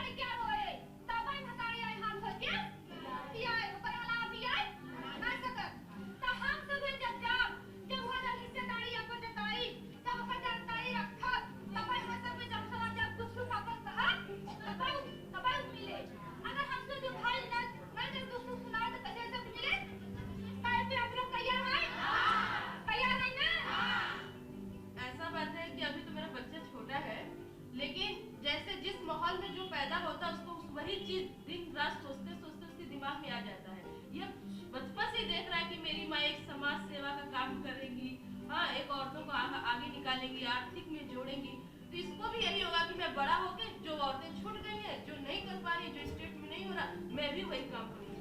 समाज में तथा अपने परिवारों की कन्याओं की शिक्षा एवं लड़की लड़कियां एक समान दुर्भाव निर्माण नहीं करेगी वो। जैसे बाबूजी ने बात कुछ लोग कहा है तो लड़कियों के नाम लगा दिखा देते इंग्लिश मीडियम में और लड़की प्राइमरी भेजने में नहीं तो गर्दन बचाओ। ऐसा भेदभाव जोर से बोला। In everywhere, in business, in field work, in work, everywhere he is very advanced now. अब तो बहुत जाने वो हर जगह आदमी से है।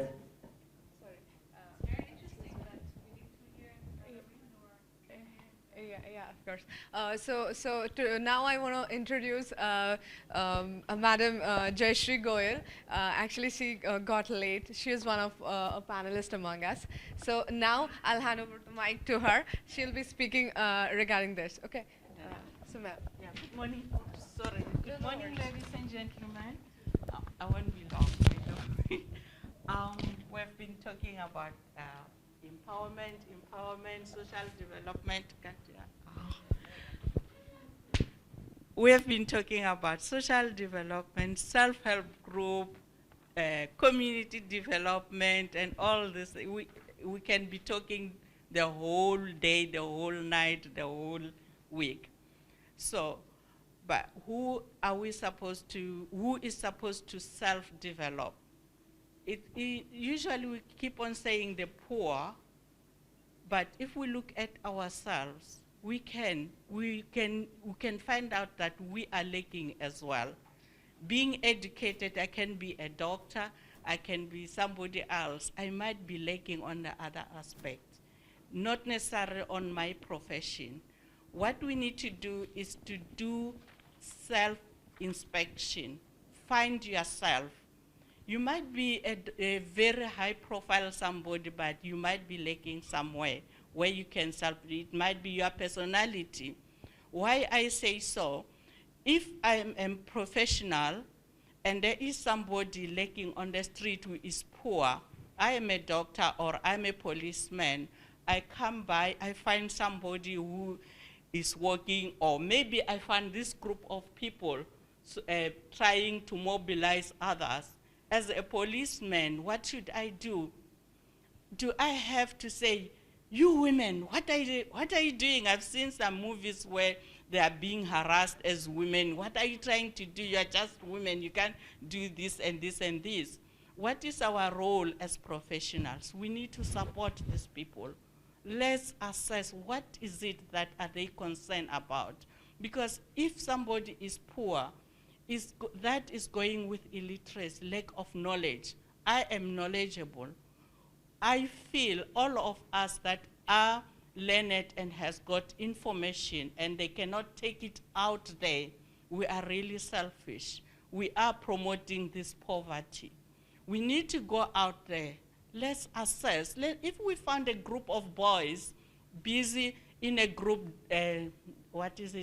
smoking this thing that they're smoking these days, let us be their friends. We don't just get them and say, what are you doing? You blah, blah, blah, blah. Sit down, listen to them. You might find genuine answers there that might take them very far. You might find that those boys, you can develop them to grow marijuana. Marijuana is medicine today. You can turn the clock around out of that because of your knowledge.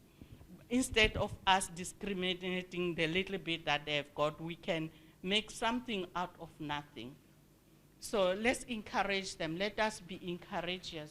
Let's not press them. Those that don't have, and let them have nothing at all, and we keep up going up. We enjoy their taxes. We still want their tax, yet we know that they've got nothing. And then we let them out the street there. I can't say any much, but this is just I just want us to assess ourselves. What is our role? We need to help those people helping themselves. There are no jobs out there. We need to tell them the skills. How do you go about Those women that are just fighting on the street, they will be mobilizing and getting on strike, breaking things. But if we tell them that there are channels, we can go very far with them. Thank you.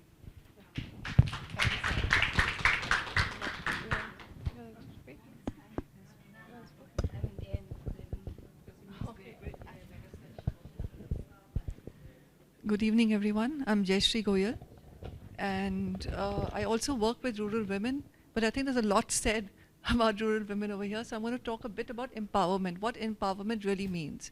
And I'm very happy to hear from you that empowerment is a very general term. It is just basically giving us a skill set to become what we want to be. It could be you, me, anybody. It is, for example, for the urban women, it could be teaching them how to cook, because most of us have lost that art. We're so busy out there trying to fulfill our dreams that we are almost forgetting the art of cooking now, at least the Indian women who are out there in the commercial world. So it's like empowering us to do anything that gives us a complete life and helps us support our environment. For example, in the rural, the women are, you know, the moment they're born, they're made to do household work. So they're very good with the cooking and the household work, but they don't know how to go out and make some money and bring it into the house. So it's, if we empower them with a skill set, they can go out there and make some money, bring it home, and support the men in the house, right? They can reduce the burden that a man has on his shoulders to raise a family, to earn a living, right? Now, for example, if a rural woman is taught like a simple art as stitching her clothes. So if she has the art of stitching her clothes, if she's allowed, like, because in India we have a lot of restrictions on what women can do socially, if she stitches her own clothes, her husband's clothes, her children's clothes, she saves money, right? She doesn't have to go spending on the tailor. If she's allowed to stitch the villagers' clothes and get some money, then she earns.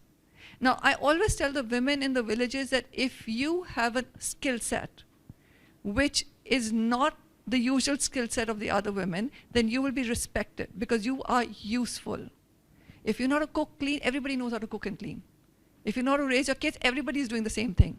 What is it that extra you know that the other women do not know?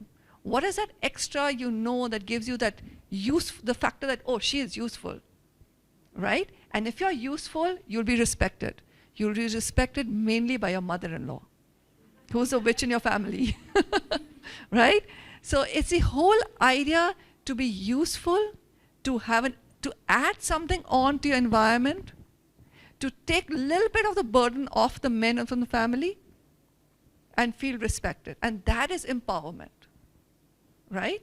It's like when we put in the urban, when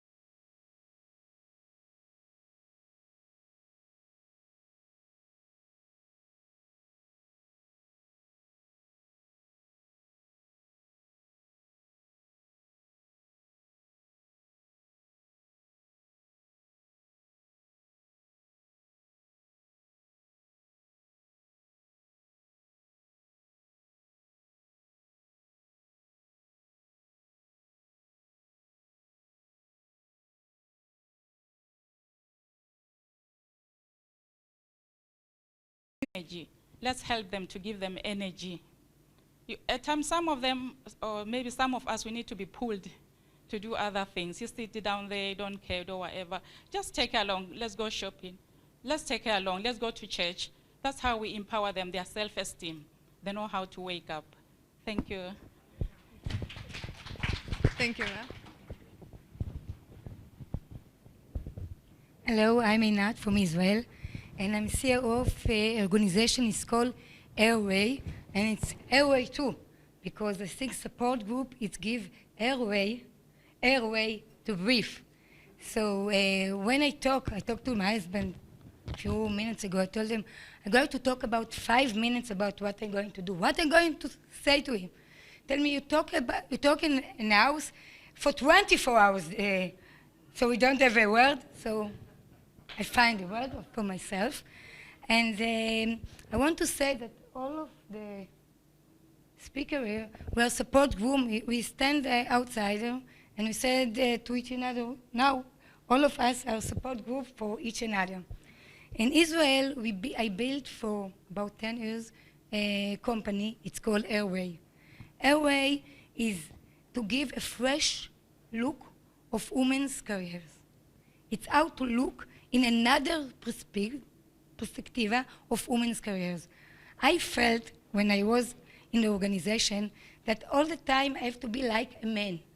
How to do things, how to want things, how to do anything, what they're going to do. So, I know how to do it. So in Israel, we can work from 8 o'clock until 10 in the night.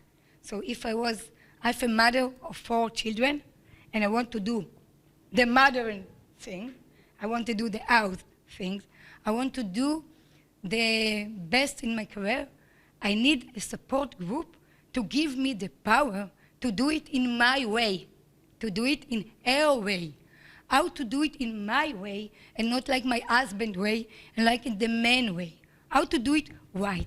So we decided to work with the government in Israel and with the army in Israel and with a lot of authority cities, mayor of cities in Israel. And we said that if we're going by the top, not for the poor, we take the top, that women that in the key position, what we are going to learn them, how we're going to be a support group that we are going to grow together. And when we all grow up, we can, like a magnet, all the another come true. Because we must to build another structure in organization, another structure that build our way, what we want to do, our voice, how we want the organization will lead. I give you an example. I have 4 daughters, both of them in the army, and they are now in officer in the army. And you know, in Israel, it's all the girls go to the army, and after that we go to a big trip. A lot of them you can meet in India. So for 1 year off, I think it's wonderful for women.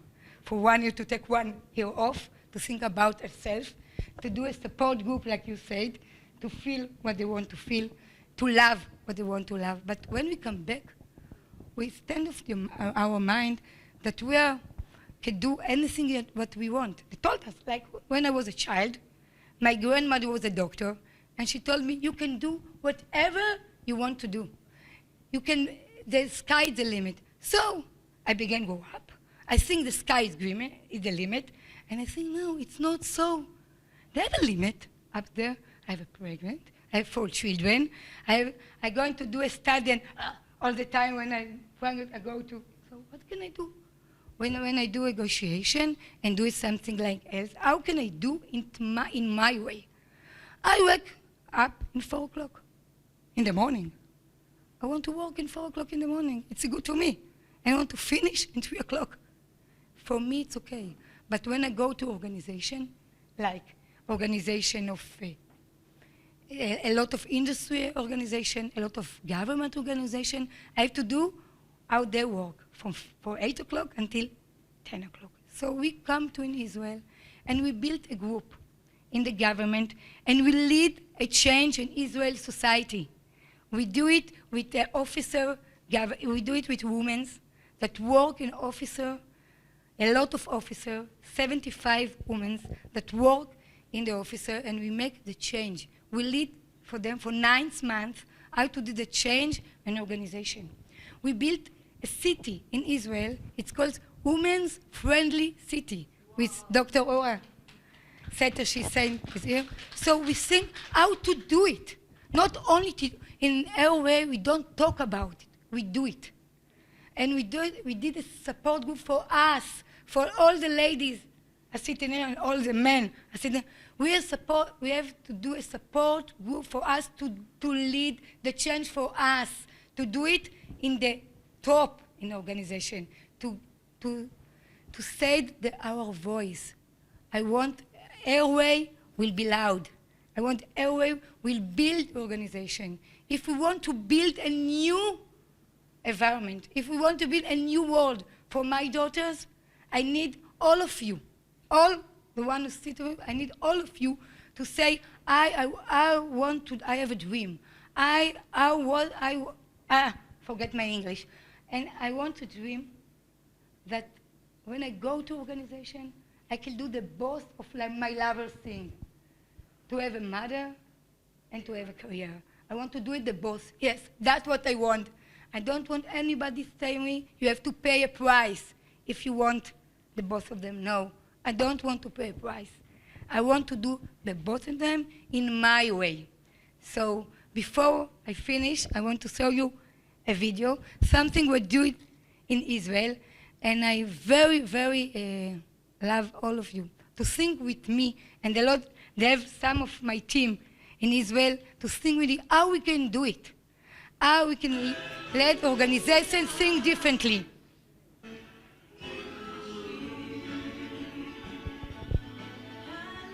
This is in the president's house in Israel. This is what we do in the group. This is a fireman woman in Israel. This is Rifat Israel, Tal Israel. This is the children in engineer. This is Israeli Knesset. We work with all the Israeli, the Arab, the Israel. This is a post office. This is an officer in Israeli firemen. So we all want to say hallelujah. Hallelujah, and give your way. Thank you very much.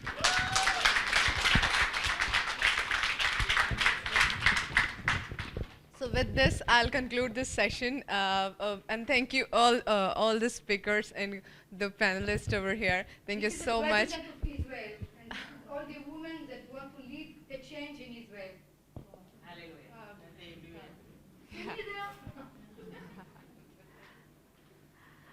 So due to lack of time, we cannot have the question answer session. We're really sorry because we need to just conduct our next session. Our next session will be Discover Your Entrepreneurial Spirit Over 50. And that will be started around 4:15 onwards. So thank you all for your support.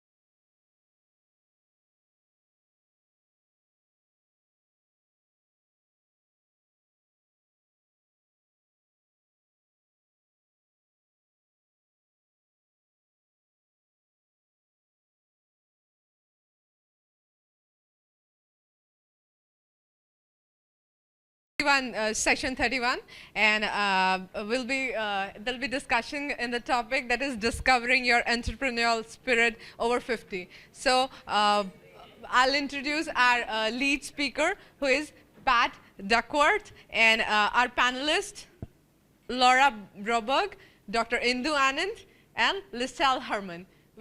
These three are panelists, and ma'am will be leading. So I'll hand over the mic to.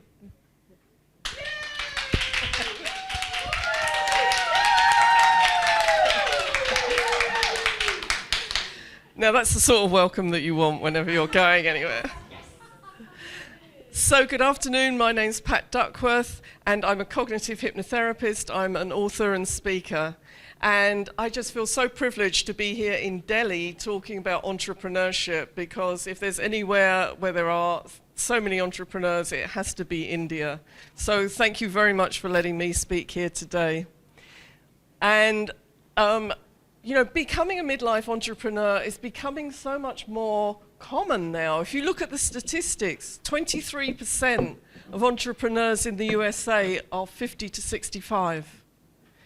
And if you look at the ones who are into technology, you know, the number of older people who are, when I say older, I still feel like I'm 18, so, but you know, over 50, that twice as many of them are involved in technology. And I leave you to look at those statistics about the UK, because people, not just women, women and men, are becoming midlife entrepreneurs, partly because they want to pursue their dream, partly because there may be a financial element to it, or just that who retires now? I mean, there's no need to retire anymore. When people say to me, you know, oh, when you retired from the civil service, well, I did, but you know, it wasn't to go and sit in a deck chair and read the newspapers. So we can see here the number of men and women who are becoming midlife entrepreneurs. So my story, I left school at 18, I didn't go to university. I think of myself as quite a sensible person, and I thought, oh, if I go to university, am I going to get a job? So I went straight out to work, and I actually became a chartered surveyor. I know. I am so old that at that time, 1% of chartered surveyors in the UK were women. Yeah, sure. So a charter surveyor, surveyors value properties. So we are actually looking at the value of real estate, whether it's commercial or residential. And I worked in local authorities. I was valuing property for the local authority. And I then moved into the civil service. But at the time that I became a chartered surveyor, and there were 1% of women were chartered surveyors, becoming a chartered surveyor means that you are enrolled in a specific institute, the Royal Institution of Chartered Surveyors. Their dream at the time was to have 2% membership being women. You know, it was quite extreme.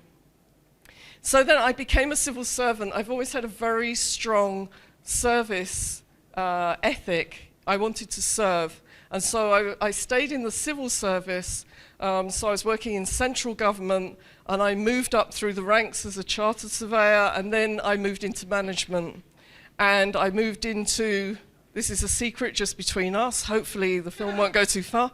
I ended up my career working for Her Majesty's Revenue and Customs. And I became an MBA when I was 51. I've always believed in you know, personal development. It's very important to me to keep learning. And from that then I decided that I ended up with a horrible boss, and I thought, you know, I've always had a dream, I've wanted to do things, and now it's my chance. And I think this is common to many women. So why do people become midlife entrepreneurs? Perhaps they've had a change in their personal relationship. Perhaps they've got married, or they've got divorced, or something has changed in their personal life. Perhaps in their financial situation, perhaps they're better off now and they can take a risk, or perhaps they actually need to earn more money. It doesn't have to be one or the other. There's lots of reasons. But I was walking to work with tears in my eyes because I was so unhappy with what I was doing. Or perhaps there's a dream, you know, there's that purpose that you've always had in the back of your mind, and you finally think, if I don't do it now, when am I going to do it? So I think there's lots of reasons why people become midlife entrepreneurs. So, next one, please. Oh, sorry. So these are some of the women that I've talked to about it, and they've all got their own story, from somebody who's a coach to somebody who runs a dress shop, to my friend Kay, who will be here on Wednesday, who has gone off to live in Zanzibar and is designing and making new things out in Zanzibar. So all of these women had a different story to tell about why they made that move into becoming entrepreneurs. Thank you. The model that I've used, and I use it with a lot of my clients in hypnotherapy, is something called neurological levels. And this is based on the idea that we have a hierarchy of brain function. And if you don't use all of your brain, you're not going to make effective change. So if you just change the environment you're in, well, that's not going to change your life. If you change your behavior, things are starting to change a bit more. As you move up this, the more you deal with it, the more change you're going to get. So if you look at your purpose in life, if you have a really strong feeling of your purpose and you act on that, it's going to change everything underneath it in a way that working at the lowest level doesn't. So at your highest level, you're really moving out evidence backed up that there was a Father Christmas. But I'm going to talk to you about how beliefs can change, and so keep hold of that Father Christmas story. Thank you. So beliefs come in two flavors. There are unhelpful beliefs, and those are the limiting beliefs, the negative beliefs that we develop. So as you move into midlife, it can be, I'm too old. Women like me don't do this. It's too late. There aren't enough years left. I don't have the skills I need. I can't learn how to do that. All this IT, it's for young people. I don't do that. If I ask people for help, they'll think that I'm weak. If I don't succeed, I'll be a failure. If I set up in business and it doesn't go right, I'm a failure. If you have beliefs like that, guess what? You don't take the action, because these aren't growth beliefs. These are the sort of beliefs you run away from. Thank you. Yes. So the next lot are helpful beliefs. So helpful beliefs, age is just a number. I have to tell you, I still feel 18. I mean, okay, it's a shock to you, but I'm not actually 18. I still feel 18, my spirit is still 18, I'm acting that out. I can be a role model for other women. That's a really strong belief. And it's a strong belief for me, because if I live my life right, other women will look at me and think, I could do what Pat does. Because, you know, Pat didn't set up in business until she was in her mid-50s. Okay, that was another shock for you all, but I'm older than my mid-50s. It's never too late. I can learn. I can ask for help. There is no failure. There is only feedback. That's an NLP, neuro-linguistic programming. There is no failure. There is only feedback. If you fail, you learn from it and you move on. Okay, thank you. So the good news is you can change your beliefs. They're not set in stone. So you can start by listing out your beliefs about who you are as an entrepreneur. And you can look at the unhelpful stuff and look at the helpful stuff and find out what's holding you back. Because when I say to people, well, I only started out as an entrepreneur 6 years ago, but I've now written 4 books, I've got 5 online programs, I'm speaking in India. You know, that's a lot to do in that space of time. And if I can do it, if one person can do it, all people can do it. That's another NLP thing. So if you look at the beliefs that are holding you back, now I talked about Father Christmas, and our beliefs come from finding evidence to support the things that we believe. So while you believe there was a Father Christmas, all the evidence was there.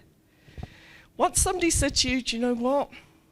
And it's probably I told my brother there wasn't a Father Christmas. My mother never forgave me till the day she died. He was 4 years older than me, and I told him. But once somebody says there isn't a Father Christmas, you start to go, do you know what? How can he be all around the world in a matter of days, in one day? How does he get down the chimney when there's no chimney?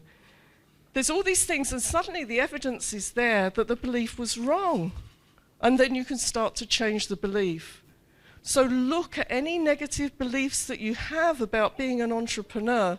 They're not true, you've just looked for the evidence. If you look in the other direction for the evidence that isn't true, you will find it. Act as if a different belief is true. So you might think, oh, I'm too old. And then you think, I'm not too old, I'm young enough to do this. And for a week, just live with that, I'm young enough, I can do this. And just see how it changes your perception, because now you'll start to see that evidence that you are young enough and you can do it. Thank you. So if you'd like to know more, I'm Pat Duckworth, and this is my email. This has been really short, but when I committed to coming here, which was in November last year, I said that I would give this talk, and then I thought, do you know what? I'd love to write a book on that subject. And I have actually written the book. So that tells you can write a book in this space of time. And it's called Hot Women Rock, because my first... well, come and see me. I've only had a few copies printed to bring out here. I'm actually going to launch it in September. But I have brought some copies out with me because I just wanted to have this opportunity to talk about it. And it goes through this model that I've just talked about, but really importantly, it has 20 stories from other women about how they changed and what they did, because I want to share that this isn't about me, this is about all these women getting to midlife and thinking, I can do something different, I can pursue my dream. And that's what I want for other women. My purpose, that thing at the top of my level now, is to inspire other women that they can be their best whatever age they are. And that runs all the way through my stick of rock. Yeah, but Pat, you should have spent about a minute talking about, this is theory, right? You're saying, guys, these are the steps we need to take. Yeah. You walk the journey. You should have spent at least a minute talking about how it worked for you. So I think that would be inspirational there. Have I got a minute? Yeah. Okay.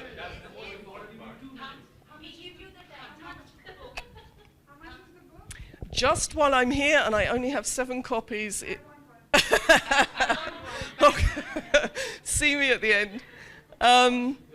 So my story, I'm a civil servant, I've done a lot of presentations as a civil servant, and I've learned a lot of transferable skills.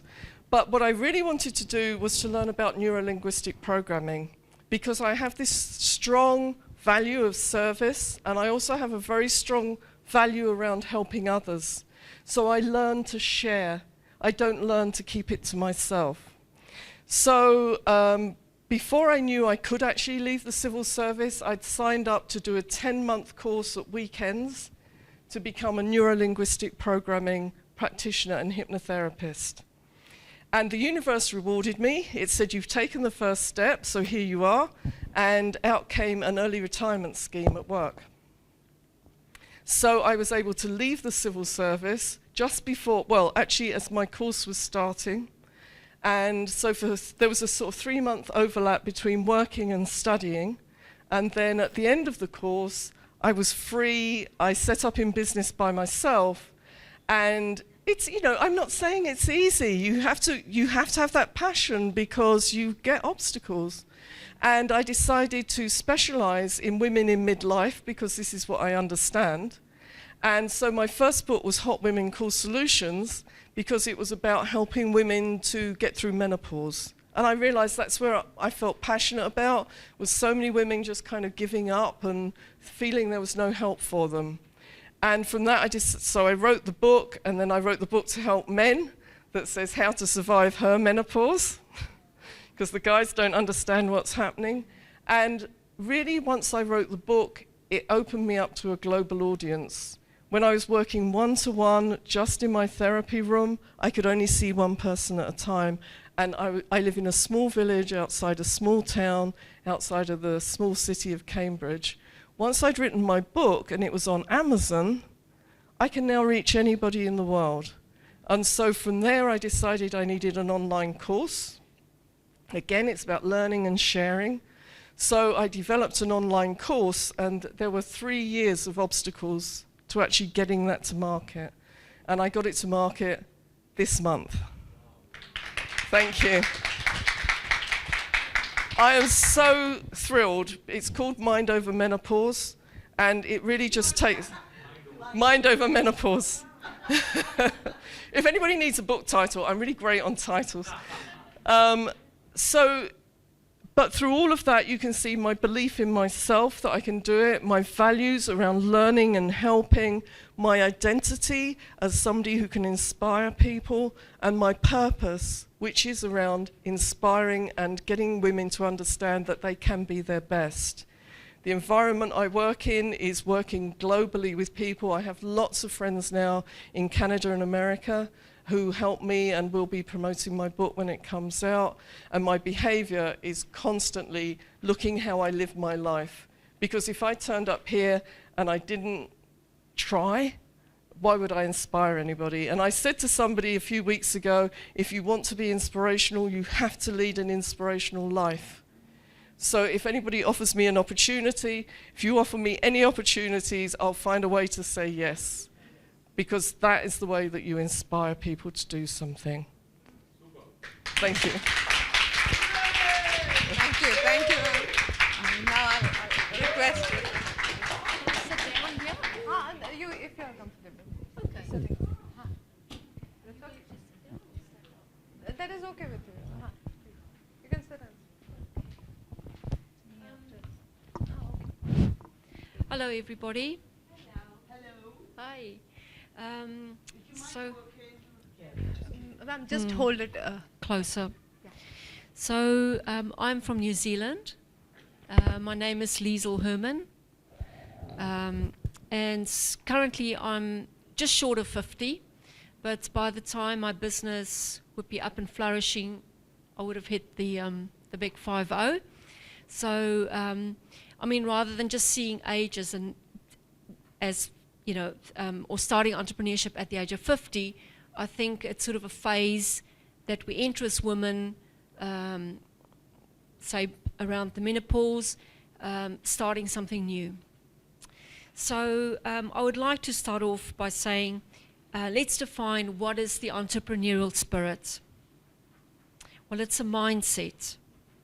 It's an attitude, and it's an approach of thinking that actively seeks out change rather than waiting to adapt to change. It is also a mindset that embraces critical thinking. It's about service, questioning, and striving for continuous improvement. I'm going to just divide up my short little talk into two parts. The first is, what's in it for me to start a business at the age of 50? Secondly, what do we have to offer the world at our age, starting a business?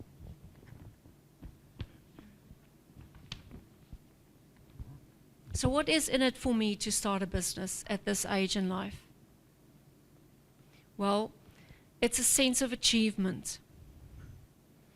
It's an opportunity that we can defy the current financial and profit-only driven system by creating something new. We can also create wellness for ourselves. Hence me calling this new direction wellness creation rather than only wealth creation. I'm quickly going to take a bit of time just to emphasize this whole concept of wellness, because I think that is the absolute difference in the direction that we can set an example in, rather than, as I said, the old system of merely financially driven. So wellness, I sort of really had a closer look at. So according to the New Economics Foundation, there are 5 proven ways to achieve wellness. And I would like to gently challenge each of us here to look at ways how we can incorporate this into not only our personal lives, but also into our business culture. So here follows the 5 proven ways to achieve wellness. Firstly, to connect.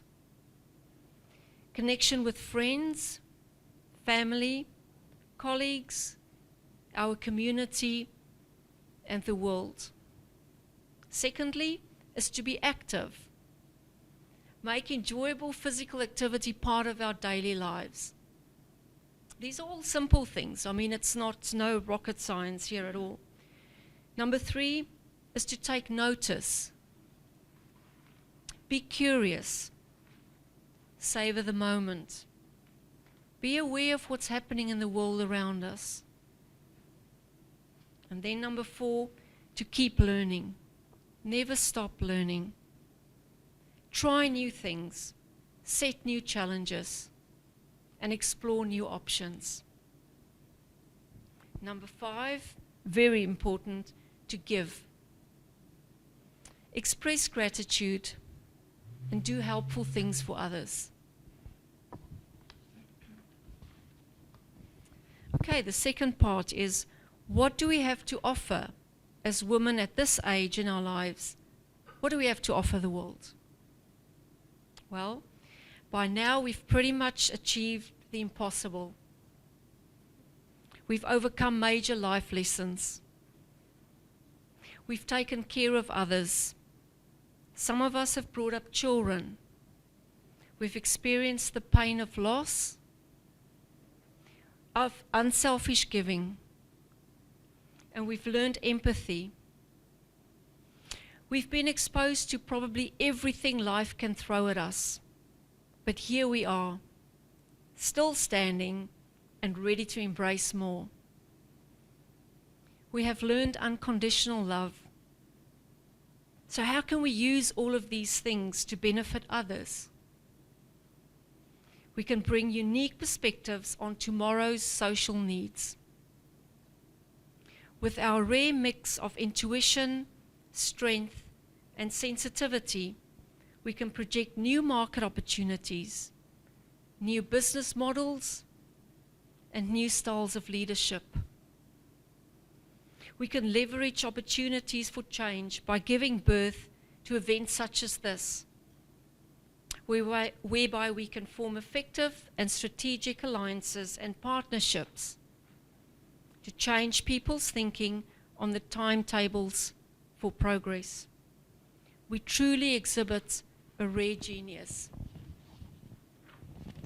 I'm ending with just a paragraph from a book with the name Enough is Enough by Rob Dietz and Dan O'Neill. They have this to say: the time has come to figure out what we can do. We can build a better economy. We can meet our needs and take care of others, as well as our planet. We can live balanced lives, including time for the occasional game of checkers. This is our checkerboard, after all, and we don't have to play by the old rules anymore. So let's get to it. Enough is enough. Thank you. Thank you, ma'am.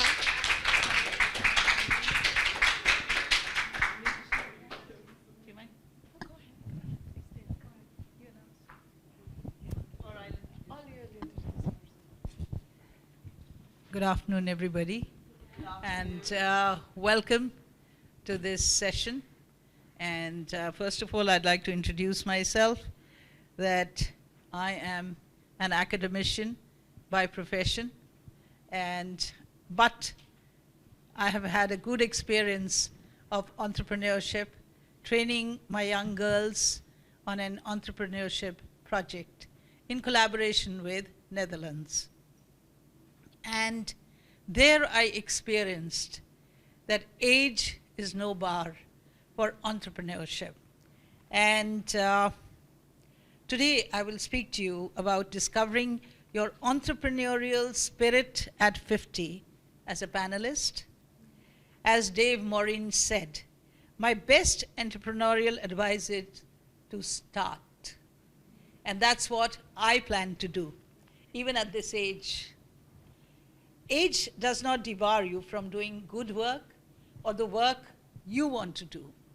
I believe each one of us has, no matter what age, what background, the craft, the imagination to change. Motivation, I feel, is the key. I believe that first of all, we need to convince ourselves that if you have an idea and you really want to do it, if you are not convinced, you'll never be able to convince anyone else in whatever you are doing. So first and foremost, the most important thing is convince yourself that yes, I want to be an entrepreneur. And each passing decade should be more meaningful and enriching. After 50, with one's insight and maturity, this age provides the perfect platform for entrepreneurial work. I would like more women around the age or above 50 to see entrepreneurship as a visible career choice. At 54, I became the dean, or in India we call it principal, and there you call a dean of a girls' college, a principal of a Delhi University girls' college with a strength of 3,000 girls, only girls. And that is where I felt that I could realize my dream and my potential of economic empowerment of women. And thus, I took the opportunity of the offer or the collaboration when Lilian Plowman, the trade minister from Netherlands, visited my college campus, and she offered to start a woman entrepreneurship support training pilot project with Icarus as the knowledge partner in my college in Delhi University. And that was a training for about 9 months with the girls. And that is the phase when I realized a number of things. And that's what I'm going to speak about on, that is day after tomorrow on Wednesday in session number 188, because that is more relevant. And as a woman, I realized that there was a history of women being heavily dependent on factors beyond their control. And when they sought employability through business, their chances of making it was especially very dim when it came to starting their own lives on their own. In India, around the age of 50, women get a little free from household responsibilities and can concentrate or think about earning for the family. A mature insight is needed for a new venture. Till the age of 30, 35, as you all know, it's world over that you have children, you have a family, you have to bring up the children at home. But still, the ambitious women, they run micro enterprises at home, and from that they earn a work experience, and they also work elsewhere to get the work experience. Post 50s, have more time and more resources, which are very important for an entrepreneur. And at this age, one has high confidence, but surely diminishing stamina. But on the eve of entering the 5th decade of my life, I was upbeat and positive person. It all starts in the mind. I think Pat would agree with that. That's where the heaviest action is located. That's how I feel. And my attitude to age is very positive. And why not entrepreneurship for an academician after the age of 50? That's a question. A number of over 50 entrepreneurs turned their passions into second careers and couldn't be happier. For those dreaming of turning a hobby into a living or longing to be their own boss after years of working for others, a second career as an entrepreneur seems to be a very, very viable solution. And as it requires tapping into what drives you and what inspires you. And when I was about to retire, I just retired about 2-3 months back. For most people, retirement conjures up an image of sitting in a veranda, reading the newspaper, going for a swim, going for a walk, sipping a cup of tea, with no more duty hours and no more pay package, but just some pension, what I get. So,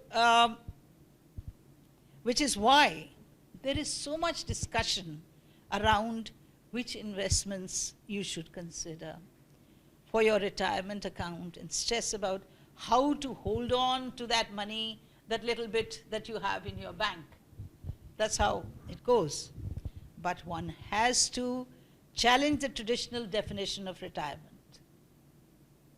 and think of an entrepreneurial activity from the experiences that they have gained in these 50 years. Women above 50 can compete and they can thrive and they can grow. My ideas are prompted by my passion of empowering women economically. Those aged between 55 and 64, as per the research and information goes, in the US have actually had the highest rate of entrepreneurial activity in the last 10 years. That's not to say that this is a new phenomenon. The founders of McDonald's, Coca-Cola, Kentucky Fried Chicken were all over 50 when they established their business. And in India, you see, we women above 50, 60, 70 can always have an entrepreneurship center or something with the home-based workers, women workers who are working in the private homes. It's very, very in India. That is where you can take their, just train them and start a entrepreneurship company.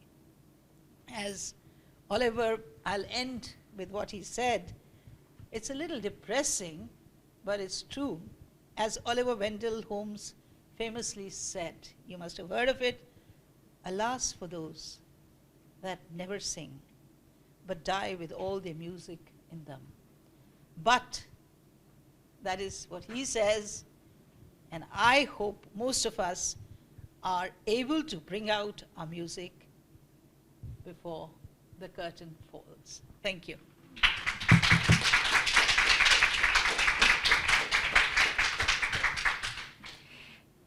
I was going to say good evening, but good morning, good afternoon. I'm still on not quite understanding the jet lag. My name is Laura Broberg. I am from the United States. My story is I'm actually going to be turning 50 in August of this year, and I have found it to be the most invigorating time that's approaching. My history is I used to work for Starbucks. I was a chief financial officer for them. And about 5 years ago, I chose to find out a little bit more about who I am and what I am, and I wanted to do it my way. And I started a full charge bookkeeping firm, and we are a successful firm. But even though I was sticking with the security of what life has to offer, that was that yearning of wanting to do something more. And as I was approaching the age of 50, the age of 50, I turned to my spouse and I said, it's my time. It's my turn. And he's like, babe, go for it. I'm going to support you through this. I don't know what you're going to do, but I know it's going to be great. I went back to school and graduated and college and became a private chef. And the minute I graduated, I was was busy, I was enjoying, I was passionate about it. but not letting the barriers of, I'm going to be turning 50, I can't do this. I wouldn't let those labels stop me. The other thing that kept me going and encouraging me to go on this path was my fellow tribe. All of these great women, and being a part of a group of women that were also in the same situation, and uplifting one another and getting each other to that, oh, you know, I'm stuck, I don't want here, I am so scared to do any of this. But just really giving each other that encouragement and support. The other thing that I have found just passion for is I also started a nonprofit, and which I get the opportunity to go and serve and take groups of women like yourself into third world countries, and just loving and being that mentor and being that example of love and giving the knowledge. And I just love it. It has opened so many doors, because once again, I didn't let the label of what is yet to come. It's like, you're supposed to slow down. And I just find that turning into that age is been such a wonderful experience. And to respect time, I know that the one person that has taught me this was my mother. And she is 73 years old. Last year, she wanted to take all her grandkids to Disneyland. And she's like, I'm going to ride every ride that my grandchildren ride. I know at the end of the day I'm going to be hurting, but I'm going to ride, because I want them to see that you can do anything at any age.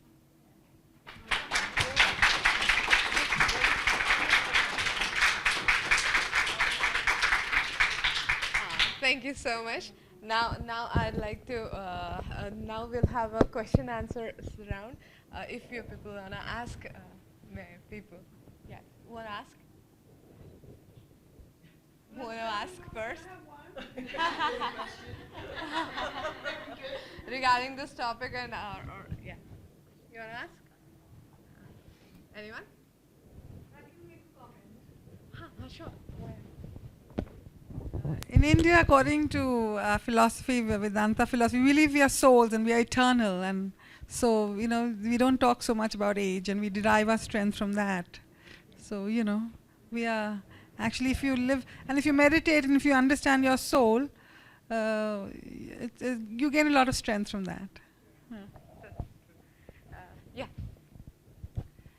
I have a question with regard to why you went back to become a chef.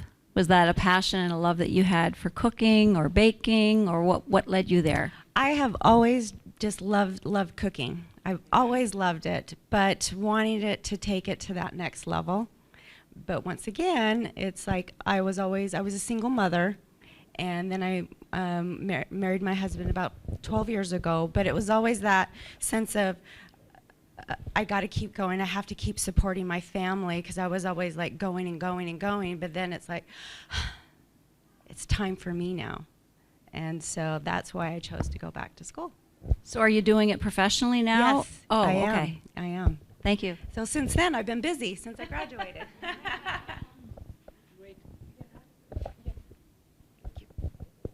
I have a question for Dr. Anand.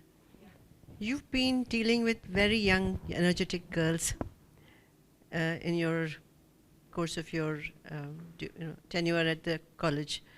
And now you are at a stage when you're turning entrepreneur yourself. Yeah, because I want to help them. I want to really help them, because in my college, you know, there have been girls, they are not financially off, means well off. Mm-hmm. So to make them economically empowered, where they have a bank account of their own, a roof of their own, I would like to, you know, be the mentor or an entrepreneur myself to encourage them to become entrepreneurs and start at the micro level, you know, with my qualifications, with my experience and my contacts in this field, wonderful. you know. You're sort of putting the bridge between the young, energetic, just starting out, fresh blood, Yes, with no Yes. confidence. You know, as when we were running the pilot project in the college with the Netherlands, 300 girls applied for the project, and only they could not support so many, so 60 was selected, and out of which 15 companies came up. You know, and I've got a list of those. I wish I had put it on the screen, and you'll be surprised to know that those girls are doing so well. I have an example of one girl, Afia. She was living in the walled city of Delhi. Her parents just wouldn't allow her to, you know, come out and do anything. So I had to call her parents, convince them that, see, this entrepreneurship course that we are running, we are not going to do anything. She's going to be fully secure. And wherever we take them for hands-on practice, we will take good care. I had to convince. You know, it needs a lot of effort to motivate people. And we had to juggle between classes and structure. Infrastructure is not there. You know how Delhi University colleges are. We were chock-a-block full from 9 to 4. And you can imagine how the girls are tired after 4 o'clock. They don't want to do anything, but it was the motivation, the spark in them that I saw to become economically independent. And on Wednesday, one of the girls who's running a concern and now got an offer from Dubai as an intern to work with a multinational company to make chocolates and baking and all that. She'll be coming, and she wants everybody to taste her chocolates. And she's called her company Chocolicious, and which was inaugurated by one of the ministers of the Netherlands in Shapurjat, if you're not aware of. Are you aware of Delhi? You know, so that is, these are my success stories, you know. And that inspires me to go on and on and on. You know, I may not have, I have knee problem, okay, fine. Sometimes the back aches. I'm not young, but I'm young at heart. So, that doesn't, you know, nothing can deter me. You know, I jump into the pool without thinking. Thank you. Thank you. Thank you, ma'am. Any more questions? Yeah. I hope I was able to answer. Yes, you did. I was wondering if you could start another entrepreneur course for 50 classes. Yeah. Who will you ask? I need a sponsor for that. I do it in my house itself. I've got so much space. I just wanted to comment on what you said earlier, which was, I think I've got it right, that at the age of over 50, you're using your personal experience, and that comes into it. Myself, I'm 60, and I became an entrepreneur, a social entrepreneur, around about 2010. So my personal experience, and I don't want to say too much because I'm speaking on Friday, is that I was addicted to heroin for 15 years. And I'm 25 years recovered, and I've used that experience to set up a social enterprise that utilizes the skills of ex-users in the design and delivery of training. So yes, I think that as we get older, depending on our life experiences, we become a lot stronger as women.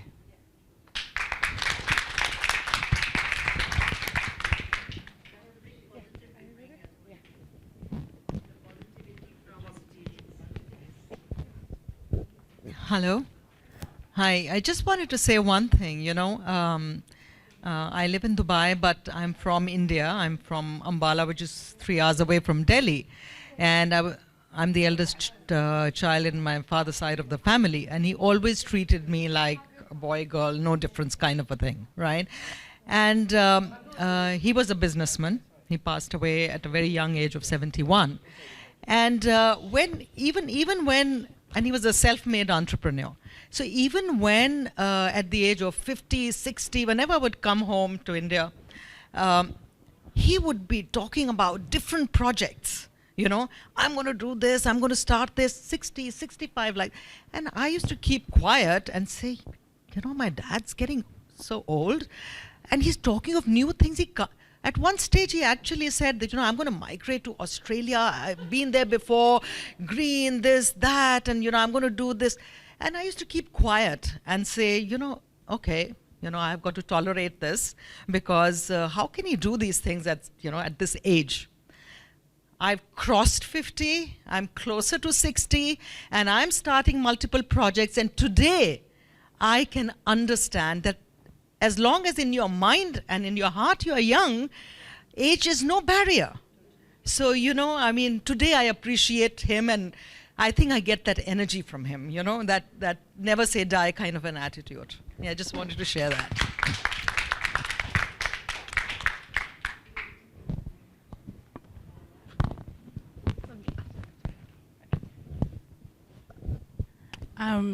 I'm not yet 50, but I'm going there.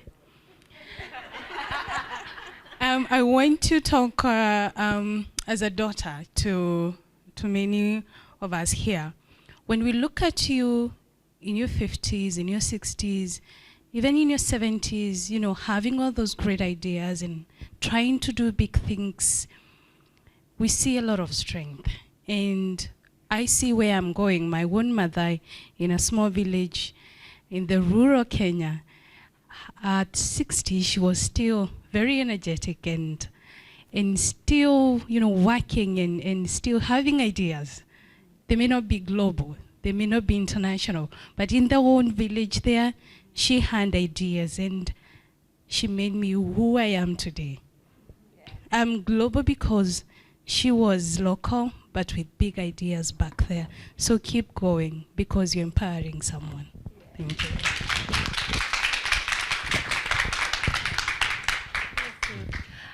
Yeah, I just love hearing about these, you know, this sort of midlife transformation that happens, and think what part and all of you I think have touched on that you find your purpose in this sort of older age, because when we're young, you know, when you're a kid, you say to children, oh, what do you want to be when you grow up? But in reality, you don't know what you want to be. And I've only just started realizing what I want to be when I grow up now at 43. And I think that there is that thing of when you get to know yourself. You know, we spend 20, 30 years working in a job because that's the job you got and that's the career you settle into. But when you really know yourself, you might realize that actually everything you've done up until that point was just not you. I spent like 12, 13 years thinking I wanted to be a professional geek, wanting to working in IT-based jobs, and only realized in the last couple of years, actually, that's really not what I want to do. I actively don't want to do it, and I've tried going back to it and realized, no, it really doesn't fit right with me. And there is that, and you have having that confidence of saying, this isn't me.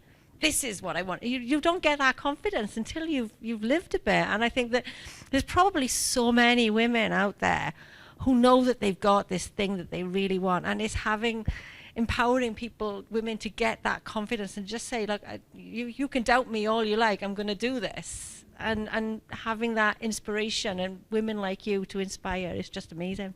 So thank you.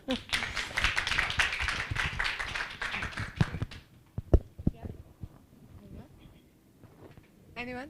More? Thank you all. Love you. Okay. Thank you everyone for this session. Thank you all speakers for coming for this session.